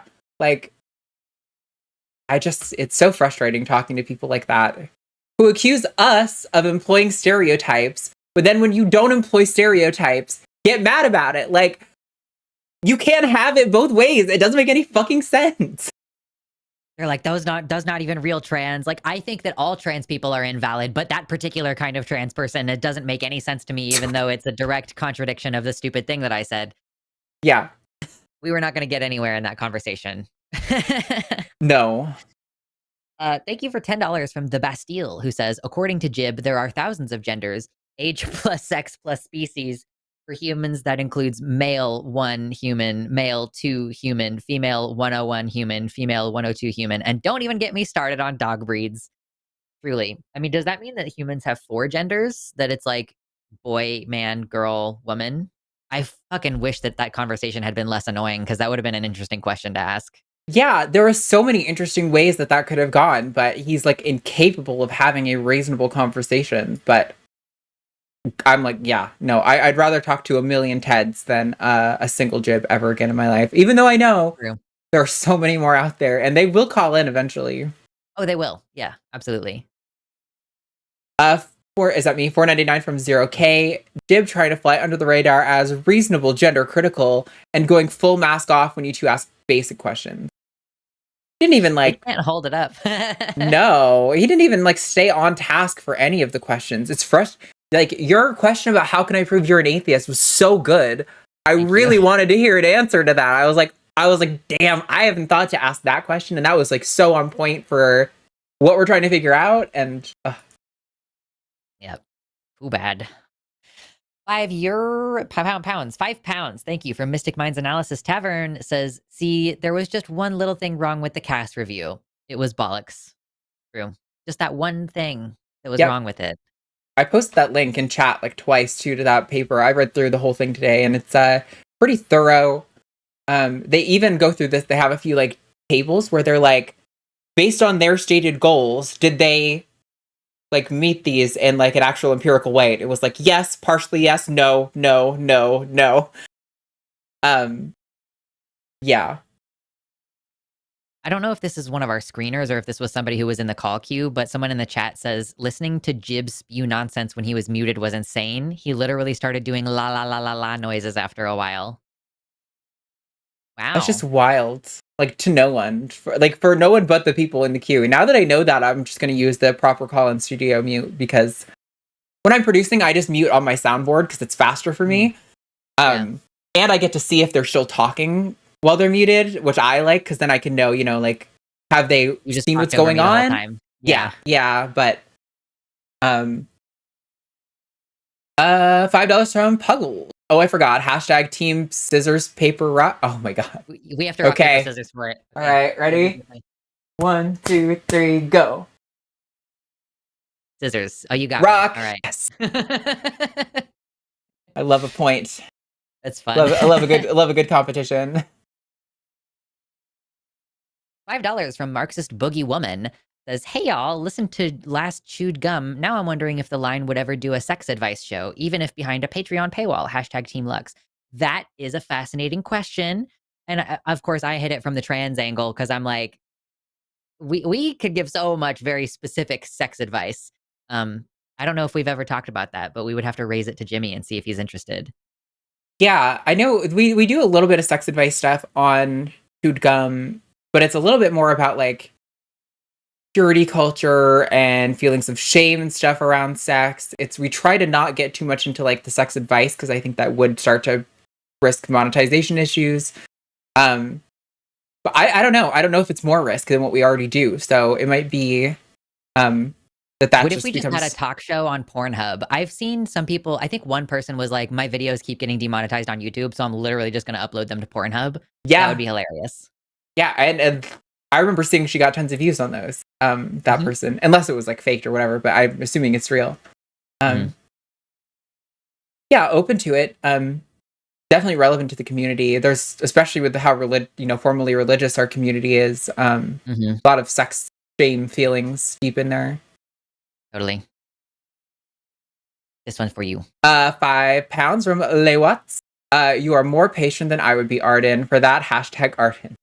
Thank you. I don't even think I would not credit myself as being patient, and I'm okay with that. Like I'm totally patient for TEDs. Again, when you can answer a question honestly and like respectfully, like genuinely communicating your authentic position, not trying to like own the transes, then I have infinite patience for that because I genuinely just want to meet people where they're at. But the second I sniff your bullshit, like I'm like, okay, now I'm gonna put your nose in it, like they used to do to bad dogs. Yep. $5 from Pipple Punk. Hashtag Team Arden, but only because Lux's rants are funnier. Hashtag sorry, not sorry. Yeah. Wow. I haven't lost in a little while. Okay. So yeah, it's due. Ouch. That's mean. $9.99 from Daniel. I don't think bigots are actually convinced by the things they cite. It's like their rational justification for an irrational position. Hashtag Team Arden. 100%. We had a caller on After Dark this past weekend with Forrest and Eric, who claimed to have a different topic, but came in prepared for a trans debate. This was as a member of Gen Z person who came in, if you guys are watching, he kept bringing up like demographic statistics. Like, there's like 20% of Gen Z report being LGBTQ, but only 1% did in the 40s in the silent generation. So that's evidence that it couldn't just be acceptance. It was like clear he was, first of all, like, demographic data don't tell you anything other than like this group of people reports this at this rate. It tells you nothing. There's no like actual conclusions you can really draw from that. But it was this like post hoc rationalization, not like actually going in for scientific inquiry. And even then, he like neglected to realize that throughout that era, there were tons of laws that made being gay like impossible, like cross-dressing laws and sodomy laws and laws about like sexual decency in public and all these things. So like no shit, there was less people reporting it. Like Yes, I called him president of Gen Z in his name tag because he kept saying that. And I was like, oh, this guy's the fucking president of Gen Z over here. Fucking, as a Gen Zer, I thought we were done with this. That's pretty funny. Yeah. 123 check units from Pedro Glosser says, thanks to hashtag Team Lux for the hoodie I got from its merch shop. Nice. Nice. By the way, season 2, episode 6 of the anime Windbreaker was one of the best short explorations of gender nonconformity I've seen in that medium in some time. Nice. I haven't heard of that one. Yeah, me either. Windbreaker. Ooh. Cool. Neat. I like this image of them all against this, like, wall that's clearly been tagged. I love a good group of hooligans. That's fun. Cute. They look like they have fun hair, but it's anime, so that's pretty standard. Yeah. All right. We've got $5 from Willow Lene. I appreciate the show. Watching has helped me come out and start my process. Keep up the good work. Hashtag Team Arden. I'm so glad the show's been able to help you. Hell yeah. $5 from Joshua Everett says, sorry, Lux, but I'm already in debt to Arden for 2 votes. So hashtag Team Arden, hashtag team. Put a button on it. Put a button on it. Let's go. I don't know what the fuck that means. It's a thing I say at the end of calls often. I'm like, oh, can we put a button on it? That's my way of saying, like, can we wrap up the call? I see. And so now chat has gotten onto one of my idiosyncrasies. 20 pounds from Jackie Greenland. Just saying hi from the outpost known as Turf Island. Fighting the battle has been exhausting these last few weeks, but we do what we must for those who come after us. Inch by inch, we'll tear down the walls. Hashtag Team Arden. Yeah, so much solidarity with our UK siblings right now. They're going through a lot, and in many cases, which it's a lot worse than even what we're going through here. My understanding is that there's no, like, enforceable law per se, but that the recommendation has been essentially that trans people, like, aren't welcome in any public bathroom that's not explicitly all genders, which is... Yeah, there would be situations where it would be appropriate to not allow a trans man to use either the men's or the women's, and the same for trans women. So yeah, it basically is just like, yeah, no, it's totally fine for trans people to not be able to leave their house. Don't care. Right. Yeah. Such a ridiculous, like, I mean, this is literally, like, racial segregation era, like, are we going to have trans bathrooms, like, down the hall or in the building over or something like that? Like, where does that end, you know? It's so absurd. Thankfully, the British Medical Association and a lot of British biologists have been trying to fight and push back. Although, despite that letter that came out from British biologists, I tried looking it up the other day, and all that you can find is Dawkins praising the UK Supreme Court case. And I'm like, he is not the only biologist in the UK. He is not even practicing anymore. I doubt he's looked at literature in fucking years. Yeah. Like, so irritating. $9.99 from Daniel, who brought up The Last of Us in the chat and almost got me started on a tangent there. Potion seller, I'm going into battle and I need your strongest potions. Me, before I realized what those glass things behind Lux are. Hashtag Team Luxander. Mostly they're empty bottles. One of them has some of my cat's remains in it. I made a little spell bottle in the 1-year anniversary of his passing. And then you know what? A kid gave this to me at the Renaissance Festival. It's like glued together. It's a little spell bottle that I was like, I love that. And so now it's in my background. But other than that, it's just empty bottles. Oh my God. Looking cute. I love that. Also, Chad, don't do Last of Us spoilers, please, if that's happening. I haven't started it yet, and I want to watch it so desperatly. I would cry if I got spoiled. I know the game is already out, and so there's really nothing you can spoil for me, but, like, just let me experience it. I'm like, I can't watch videos unless they're specifically like, this is about the TV show, because they're splitting up the second game into 2 seasons. So, like, I will be spoiled on season 3 stuff if I learn too much about The Last of Us Part 2. But yeah, no, somebody just said something about how, like, I have the same facial structure as the actress who plays Abby. And then I was like, I'm trying to become Abby from the games, because Abby from the games is fucking yoked. Jacked, right? Yeah. I remember when they released the game that there was a lot of discourse about that. Yeah, absolutely. 50. But, like, it makes sense. Yeah. 50 Donkey Kong dollars, video game dollars from Bodybit. More Tokipona Palatonsi Omoku I Yan Ikea Me Blahaj. devour our enemies. True. Hopefully I came anywhere in the fucking ballpark. I didn't really realize I was reading a foreign language until I was on the second word in, and then I was like, oh shit, I'm committed now. I gotta just keep going. You just gotta do it. That's funny. Okay, 5 pounds from Sean Isherwood. Oh god, says take a natural n greater than 0, multiply it by all such numbers less than n, divide by e, approximately 2.718. Then, if you round it down, you always get an even number. Thank you for helping me cast another spell. Every time I have to read the math that I don't understand, I'm just like, yeah, I might as well have just summoned Satan. I don't know. Right? Excuse me. 10 pounds from the Fuzzy Logic. Excuse me again. Oh my god, my... that was terrible. The UK should not be a model for anyone. Cast review included no trans doctors. Supreme Court case included no trans lawyers or witnesses. EHRC guidance went way past what the actual ruling was. Yeah, I know. And Fuzzy Logic, I have seen your email. I'm so sorry. I've been so busy. I haven't had any time. I will get to you as soon as I can, but I'm really sorry it's delayed, and it will probably continue to be for a short time longer. But it's there. It's in my brain. I will get to it, I promise. $10 from Razor Sharp says, Black excellence comes from us holding ourselves to a higher standard in a racist society. So trans people doing that in a transphobic society makes sense. Hashtag Team Arden, by the way. Yeah, I do my best to avoid direct comparisons until it's like, this makes the most sense. But like, yes, Black people, Mexican people, trans people, gay people, like any but women as a group, like have to excel at whatever it is that we're doing. Because you can't be mediocre. You'll get kicked out, like, of whatever it is that you're trying to do. Whereas, like, men can be mediocre, white men can be mediocre. So, yes, like, it's so crazy when people are like, oh my God, all these DEI hires.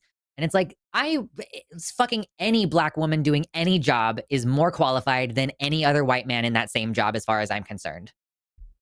Yeah, it's so goofy. But yeah, I understand that. I probably make the mistake of going to that analogy too often. I do think they're apt and they really fit. And I always feel like I see kinship with like all marginalized people in the US. Like all of our fight is so unified. Yeah. But like I appreciate that it's probably not great for me to do that off the cuff as it is into for that neurodivergent thing where you're like, I'm reflecting your experience back with my experience, but people can perceive it as talking over. So I just got to be careful with it. Totally. Yeah, I do feel like that's something that probably goes over my head. So I appreciate having a nice little reminder to think a little bit more about that. $10 from Janico6. My heart wants to thank Arden for her extraordinary efforts during the RFR fundraiser, yet my wallet wants me to vote Team Lux. Arden, you have truly a gift for encouraging donations. Thank you. Hashtag Team Arden. I appreciate it. Also, thank you, Jamnik. Jamnik donated a ton throughout the whole day, so thank you so much throughout the whole weekend, Jamnik, for everything you gave to RFR. I am sure your wallet is not happy about it, but RFR is definitely going to put all of that money to very good use. And yeah, thanks for being the auctioneer, begging for donations and being like, okay, in 2 minutes, we're going to do a big flood and I'm going to incur, that energy is so not natural to me. I really have to dig deep to drum that up. And I had a complete mental breakdown around the 6th hour when it was Matt and Seth. When I disappeared, I had a meltdown is what happened. It took me about an hour to recover and come back. So oof. It was a lot. People are saying that you missed a Team Lux earlier. Ooh, okay. I just saw a couple people say it. Otherwise, I wouldn't care. No, yeah. Thanks for chat. Yes. $5 from Monkey at Typewriter. It says, Lux, you're already pissing off idiot gender crits and bigots on the internet. So halfway to being Ellie from The Last of Us. Hashtag Team Mushies and Moss. Yes. That's nice. I love that. Someone told me recently in my comments, because I was talking about The Last of Us and how I like Bella Ramsey. And someone was like, well, yeah, that's because you have the same potato face. And I was like, what the fuck? What? It's okay. Yes, we are both non-binary and white and have round faces. Okay, cool. That's such a strange comment. People are so weird. It is weird. I love Bella Ramsey, though. Based. Yeah, me too. First time I saw them was in Game of Thrones. And they were badass there, too. Show. They were 11. Yeah, when that's they got that crazy. role. Yeah, They wild. fucking killed it too. Killed $5 from Pibblepunk. The struggle for trans rights is ultimately a fight for bodily autonomy, which benefits everyone under any label. We did read that earlier, but yes, thank you, Pibblepunk. I completely agree. Been trying to bang on that drum for a long ass time. Mm-hmm. £5 from Sean Isherwood says, I've seen the term trans with the asterisk to include trans and non-binary written in many places, and I've heard it said trans star out loud at least once. IDK if this is standard. That was a thing for a little bit, but then people were also using trans asterisk as a way of being like trans, only trans medicalists. Like, so it was in some spaces was being used as a way to be inclusive toward like indicating like trans, the whole umbrella. But then people were using it in a way that was exclusionary. And so we just kind of dropped it as a community. And like people have mostly just defaulted to saying trans with no additional punctuation as a means of saying trans and non-binary.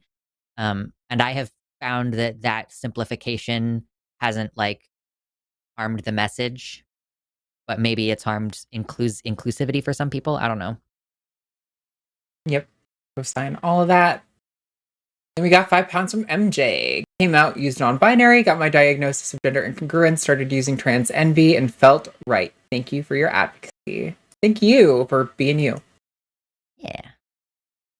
Come on. There we go. £5 from Jessica says, I've shared a lot of love for Arden, so before I'm accused of favoritism, she is my favorite. Shh, don't tell Lux. It's me reading it. My vote is for hashtag Team Lux, also hashtag Team Ben. Gotta get at least one vote for a non-present host each time. Of course, naturally. Yeah. But I appreciate it. Thank you for your begrudging vote. $5 from Cursed Chaos. Brent saying hi from titillating xenophobics. Hashtag Team Anarchy. Hashtag Anarchism for the win. Although, isn't anarchism like not? It's anarchy, right? Anarchism is like a. I mean, like anarchism is like the word to describe the political theory in a way that like anarchy is like, it's just like a little bit more broad of a term. I don't know. Okay. I remember there was a meme back when Legend of Korra was coming out where like, each leader from each season represented like a political ideology and Zahir represented anarchy, but everyone put anarchism on it and everyone would roast people who posted that meme because they were like anarchism instead of anarchy. That just exists in my brain all the time now. That's funny. Canadian $5 from Quantum Chaos says, I'm a real stinker, so just offsetting Jessica's vote, even though you're both my faves. Hashtag Team Spooky Snake. Hashtag that's Arden if it wasn't clear. Hashtag Lux, I still think you're cool. Thank you. I needed the reassurance. Thanks. We've got $10 here from June Uric. I saw some spicy calls up front, but then got pulled away. I hope they improved or were at least entertaining. Guess I'll find out later. Hashtag Team Lux. Yeah, Jib was useless. Not going to clip that. There's nothing good there to make from it. But Ted, I thought was a great call, and I hope he calls back again. Mm-hmm. I do feel sometimes like I have to endlessly praise callers who are disagreeers, but who are amenable to conversation because I want them to call back. I'm like, I want people like you to know you're welcome here, and so I'm like overly praising. Yeah. $5 from Darkly Yours says, why do aces and pans get along so well? Same body count. Cry face. Bad joke I heard. Hashtag Team Luxander. How does that? I don't. Is it because you're having sex with pans, so your body count is 0? Is that the joke that we're making? I think so. I think that's the attempt. Nice. $20 from Mr. Boricuten. Okay, I got this one. Okay. Hold on, let me get in the mindset. Oi, Ted! Blade and Joshua, mate. You need to learn how to let the host give you the relevant data. No need to continue harping on one person's story, bruv. You haven't a clue how many things work. Be better. Hashtag Team Avoid Kitty. I have to go get him now. No, but I want to say really quick, someone in the comments said it, and I wish I had had the opportunity to say it. It was like, you care so much about the idea of low quality data that supports medical whatever, but you're going to cling to Chloe Cole and her one anecdotal story. Yes. As like, that's the evidence that you're going to go for. Anyway. 100%. I'll read one, and then while you're reading the next one, I'll go get the cat. He's not in here right now. $5 from June Urick. Good luck, D. Heart. Hashtag Team Lux. Yes. D, nice. Oop, that went to sweetheart, me. Wrong one. I wish all the best for D. I'll go find the cat. Awesome. All right, we got our midnight kitty coming in. And we got 9/11 from Squidward Q Sagan with no message. What's wrong with you? I don't even know how to react to this one, to be honest. I guess I'll read another one. We've got 15 and mirrors. There's the dark kitty. Look at his beautiful face. Oh my god. He was fully asleep. He was like, "What's happening? Why do you do this to me?" Why? Aww. Such a sweet kitty. Did you already read this one? No, I just put it up. 15 mirrors from Fishy Sir No, hashtag Team Arden, for showing ADHD works at the sideline. As one of the few tops in my local chat, I can testify how bottoms are fighting for the tops. Mm-hmm. Yeah, twice today, I forgot to put up the banner until the call was like almost over, and chat had to remind me. So, yeah, little ADHD moment, you know, it happens. $5 from Mod. It says, good luck getting bottoms to duel. We'll just sit topless on the couch staring at each other's chest until someone tells us to fight. Hashtag Team Arden. Baby. That's ready funny. to leave now? Okay, you can leave now. Oh, and Fishy says the Malaysian dollars are Malaysian ringgit. So Ringgit. That's interesting. Ringgit. My hair looks crazy. just ran across my whole house. 5 Australian from Puggles. Can I get 3 scissors, paper, rocks for my first 3 super chats? I love you both. You missed them. I don't think we do retroactive, unless you want to like rock, paper, scissors for 3 points. Sure. We can do 1 rock, paper, scissors for 3 points. Which means if you're we got a close match. So if I lose, I need Team Arden to come through. But are you ready? All right, I'm ready. Let's go. 1, 2, 3, go. We both did paper. Okay, do it again. Ready? 1, 2, 3, go. Okay, you win that one. I got rock. Yes. Oh man, that's so many points. Oh my god. You did give a 50 earlier, Puggle, so we'll let it slide. Normally we won't do that, but since you gave such a big donation, we appreciate it. $20 from Okay, try again. Rewind. $20 from Duffelbag 410. For AI overview, enter this verbally in Google search bar. Can an asexual man be a lesbian also? I think that maybe the answer in the AI overview is funny, and that that's the suggestion. Okay. Let's humor this. Later. Can an asexual man be a lesbian also? Well, it says yes, it's possible for an asexual person to also be a lesbian. It seems like it just ignored the man component, which I probably would agree with. I mean, asexual people usually exist on a spectrum of some capacity, so if there is some sort of romantic interest there, then that probably counts. Like the split model of attraction is what they call that. Yeah. I must have gotten a different result from you. Or maybe it was something about saying it verbally into the search that made it give a different answer. I don't know why it would, but... Oh, maybe, yeah. 10 pounds from Nia Andrea says, now my call's not getting through makes sense. It would have been more challenging, some turf arguments that I struggle with, but I didn't explain myself well, so my bad. Enjoyed the show, hashtag Team Lux. Uh-oh. Did you get screened out? This super chat was from after we closed the lines, so I don't know if it was just that the lines were closed. It could have been. I know I've been telling our screener Jess to save 2 lines every show for oppositional people. Normally we do the opposite. 2 lines are only for the favorable people, but I know a lot of the show ends up being us talking to trans people, and that's fair. And so I tend to try to maintain some lines for oppositional callers. That way they're not just getting completely filled up by you guys.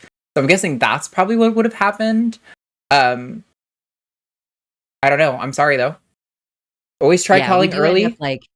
Yeah. we do end up having a lot of people who are like, they just need therapy or like they need advice about some particular niche issue.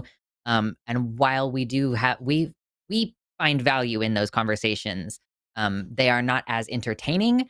And it's not really what the point of the network is. Like the whole network, like the point is that we're trying to take calls that are challenging and like working through disagreements. So Yeah. it's definitely been something that I've pushed for in the planning and the back end, where I'm like, let's try to make sure we have some oppositional calls each time, because I really don't like it when we have like 6 callers who are all just some version of trans therapy. Um, we need a little bit more balance, and like, yeah, getting spicy is part of why we're here, and we can't get spicy if y'all are agreeing with us all the time. So yeah, that's why we do these Yeah. things. There's also an element of like, I genuinely don't, well, we do give a lot of advice here. Mhm. And I have kind of tried to distill my advice down to things that I feel comfortable giving to people. I generally don't like giving advice because I don't know you. I don't know your specific circumstances. There's so little I can say when people want to know about how to like interact with family and stuff like that. Cause I'm like, everyone's situation is so different. And what works for me is not going to work for you. So it's like, Mhm. yeah, it is, it's better to just keep the debates going, because then that is just a clashing of ideas. There's nothing really controversial going there or anything I have to be like careful about, you know? Yeah, I'm not going to give you personal advice that's going to wreck your personal life when we're Right. just having a debate about the ideas. Yeah. Yeah. I don't have to be like, I'm not a lawyer. Uh, $5 from Junioric. Thank you, says Mercury Stardust, the trans handy ma'am. Has a great video about what a brick is and why she's proud to be one. Jib would hate her. Also, hashtag Team Lux. Yeah, Mercury Stardust is so sweet. I did just see her posting about how she's basically thinking about dropping out of the public eye after she fulfills some of her obligations through 2026. yeah. And I feel that, girl. Like, it's so shit to be like, I'm just trying to show you how to do things and show that anybody could do this kind of job. What does she always say? She says, you're worth the time it takes to invest in a new skill. And I'm like, how is this wholesome person being treated this badly? It hurts my heart. Yeah, and I'm assuming it's entirely because, like, I mean, I feel like I can't say someone's a brick, but if someone says they're a brick, then, like, you know, like, that experience of being, like, visibly trans. Yeah. She's That, not hiding it. It's not right. possible for her, I don't think. No, yeah, and so it's like, that seems to be the entire reason that she attracts hate, which is so fucking stupid. Like, Mhm. I just, And how dare her be joyful? That's one of the things that makes people hate us. Like, how dare you be joyful? How dare you enjoy your life in this yeah. way that, like, are you jealous, babe? Do you need to share something with the room? I love when they start talking about, like, degeneracy or whatever around it, and I'm like, degeneracy, when these shows are done, I, like, go feed my reptiles and then sit on the couch until I'm ready to go to sleep. Like, I maybe that's degenerate because I'm fucking lazy, but it's definitely not because I'm trans. Yeah. Accurate. $10 from Mr. Boricua. 10 addendum. Seems I missed a bloke, considering I arrived during Ted's call. Bloody hell, mate. How bloody childish mustn't be to stoop so low to use such nonsense. Jib, learn to be honest, damn it. True. I wasn't Can't sure believe if you I got was... both of those. Yeah, I didn't know that was going to be another one when I started doing this, but again, I was like, oh, yep, here we go. I'm in it again. $5 from Curb Trance. Interesting name. Says, so it's only okay to have stereotypical gender expression if cis, but also only okay to have non-stereotypical gender if cis as well. Just be honest what you mean. Yeah, the people like Jib, like I do think one of the reasons why we like taking those calls, at least for me, is I like catching people in those double standards or those catch-22s, where it's like, yeah, you know, you're trying to say that gender is or that trans people are all about adhering to stereotypes. Um, but there are trans people who don't follow those stereotypes. And we also didn't even have the opportunity to say that society is the reason why we have to conform to those stereotypes, because it's literally safer. And like, that also means safer in terms of like, can you be housed and have a job? So yeah, man, it's missed opportunity if he was just less of a prick. Yeah, I've thought about doing like a series on like reviewing popular shows and showing like gender performance in those shows. But I don't know what the legality is, or like I don't know. I don't do enough like react stuff to know what the experience is like for that on YouTube. But I was like, I think it'd be so interesting to do like specifically reality shows because there's so much about performance of gender, especially in the dating shows, that I think is really interesting to observe. And it's like, if you think that like trans people are unique in their performance of gender, like genuinely watch one reality show, your mind will be blown. Watch Love is Blind, watch The Bachelor, watch Love Island, any of those shows, they will openly talk because it feels normal when you're cis to say something like, ooh, this makes me feel so girly. Or like, oh, like, I love that he's so big, it makes me feel so feminine. Like those kinds of things. Like, this is so universal in our language, but it only is a problem when it comes to trans people. Autogynephiles. Yeah, it's so fucking goofy. 5 pounds from Nia Andrea. Again, to be fair, there has been a pushback on the EHRC guidance banning trans people from public. The trans community isn't going quietly into that good night. Hell yeah, absolutely not, and nor should you. I'm glad to see that there is a lot of fight and pushback from... I wish it didn't take till after the Supreme Court ruling happened for a collection of biologists to do something like what they did, but I'm glad that they did it now that it's happened. I mean... Yeah. Too little too late, but nice. Yeah. $5 from Marceline says, I'm sorry I missed Arden take down Jibs earlier after the antics last week. We'll have to rewatch. Hashtag Team Lux. Yeah. It was definitely entertaining, if nothing else. Yeah. Yep. I mean, this is why I love having Josie on the show, because Josie will take to and do well with callers that I could never speak to. Like, I just cannot interact with that person, and she'll at least have some kind of dialogue that makes it fruitful. But can't and won't be mean. $9.99 from Daniel. Par for the course that the anti-trans outrage at The Last of Us 2 was not in reaction to one trans character in the game, but the cis woman. Hashtag team kind of looks like Joe Abby. I think it's the nose. He's trying to, he was like, you look a little bit like Abby from the show. Her name is Caitlin something. Oh, okay. And I'm like, yeah, my nose is very off center. I don't know if y'all see me from an angle all the time. Her nose is actually straight. But I can see what you mean. I'm not annoyed by it. She's a very, very good actress, so no complaints there. I didn't know that there was a trans character in the game. I guess I get to find that out later. That's going to be fun. 50 SEK from L says, how to sort of pronounce blowhigh with an American accent at blowhigh. It means blue shark. I love our little trans mascot. Hashtag Team Danger Noodles. Someone in my community is actually Swedish, and one time on stream, we went back and forth for... just with me in chat, like me trying to say the word right and then being like, yeah, but it's a little bit more like this. So I have actually said it the way that you're supposed to say it, but I just say, yeah, it's blowhigh. Or if you're going to try to actually get along with other trans people, just say blahage. Yeah, I was going to understand that more. Yeah. I feel like if I said blowhigh, trans people would be like, what the fuck are you talking about? Even though that's correct. It should be what it is. Everyone says blahage, so, but I appreciate the correct. $20 from Duffelbag 410 again. You have to verbally... what was it again? Let me see if I can do it. Okay, Google. Oh, she's not listening to me today. Bitch. Can an asexual man be a lesbian also? It didn't say anything funny. Oh, the AI review says, yes, it's possible for an asexual man to be a lesbian.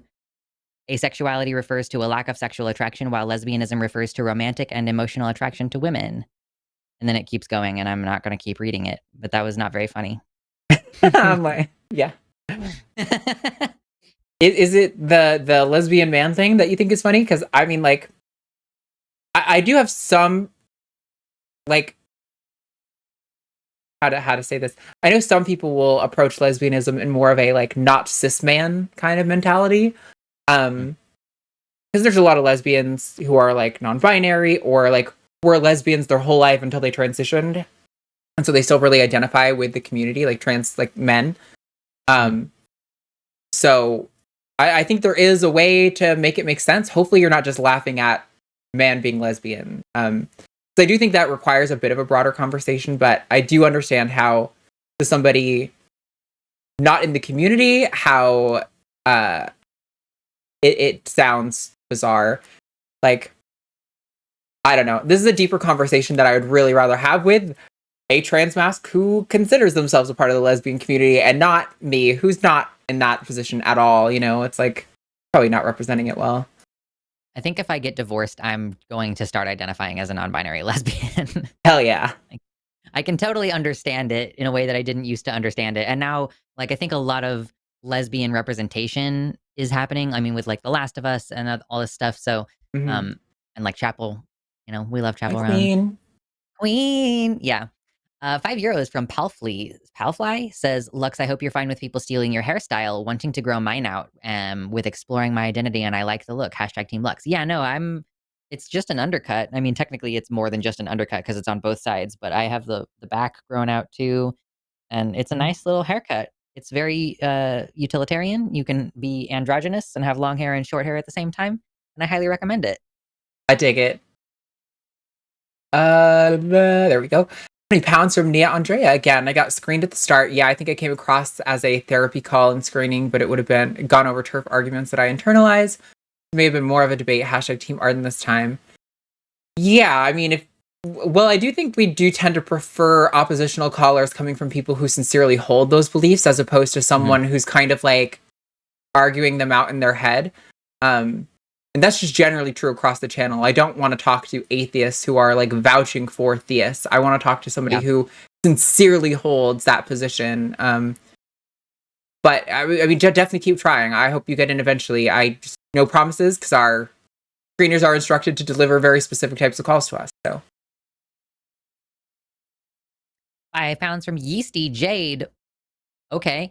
Aw damn, my last one got missed, but I will say it again. Abby fucking rules. Laura Bailey 8 in The Last of Us 2. # Team Arden. Yeah, totally. I haven't played the games. They're $50 still. Like, wow. I was looking, I was like, but of course, the show is coming out. They're not going to put the game on discount. Like, of course. $50 for part 1, $50 for part 2, $20 DLC. And I'm going to do it someday, but I don't actually need to physically do any of the adrenaline stuff in order to enjoy it in the show. You know? And then last super chat is $5 from Domestic, who says # Team Lux. And while it's awfully close, it is not enough. I have won by 1 point, which honestly, I would have been down to lose this one because I think this is a hilarious topic that I would totally defend, but I can't wait to hear Lux do. So let me... oh, nice. It's already set up. All right. Are you ready to go? Okay. Yeah. We're doing bottoms must duel for tops. Yep. Okay. Cool. Yeah. Sounds good. Can't wait to hear how you do this. All right. Let's charge up that clock. And 3, 2, 1, go. Listen, being a top is fucking exhausting. Okay. You're in demand. You're busy every night of the week. You're busy multiple times every night of the week, okay? Because there's all these bottoms. And listen, as a top, I'm just going to say, y'all need to figure this out amongst yourselves, okay? You really think you can come to me with this ooh, that little emoji face with the pleading eyes emoji? Like, get out of here with this, okay? Only the strongest bottoms can handle this top right here. So you guess what you guys have to do? You're going to battle it out. We're going to Hunger Games this bitch. Y'all are getting put in an arena with a cornucopia of weapons, and then you can figure it out. Strongest one gets to suck the stick. Like, I don't know what to tell you. There's too many of you. You need to sort this out amongst yourselves, and like use whatever tactics come to you. You know, if you're gonna be like a stronger one, and you're like, I'm a big buff, but I need to be babied, okay? Or maybe you're one of the little little uwu ones, and you just hide and then stab people in the side. You know, you get the rib shot in, okay? Whatever it is you need to do, just sort it out amongst yourselves. I'm tired of you all in my DMs. I don't want to hear it. I don't want to keep saying, like, telling you what to do. You know, y'all are like, ooh, mommy, I would do anything for you. And I'm like, go drink water and sleep for 8 hours. And then you can come to me, okay? And maybe you can come. That's debatable. That's not part of this conversation. You have to earn that separately.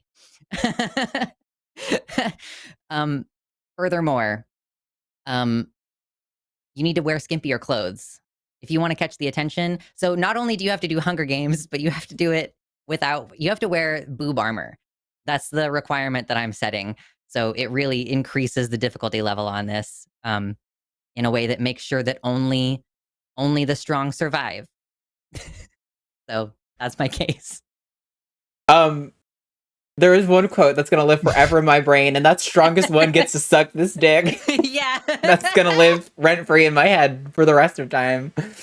I love these because I'm not sure what I'm gonna do until the timer starts. Oh yeah, it's pure improv. It's beautiful. I love it. Yeah, that's good. I hope everybody enjoyed. Oh my god, my cheeks hurt from giggling at that so hard. I'm so red. Thank you so much for that beautiful gift. That was fantastic. And thank you so much to the audience for being here and to the callers who didn't suck. So everyone but Jib. Yeah, you guys are amazing. And it'll be Lux and Ben back here next week. So we will see you guys then. Peace out. Go subscribe to our Patreon, patreon.com/calltheline. Get access to, we're going to bring back the Zoom things are happening soon. We've got a new system in place that will hopefully make it really easy to schedule people alongside everything else. We're going to have those Zooms. You're going to get ad-free. The Line has a podcast episodes. And you get to support the Line. Keep our lights on. Thank you, everyone. And see you next week. Later, losers.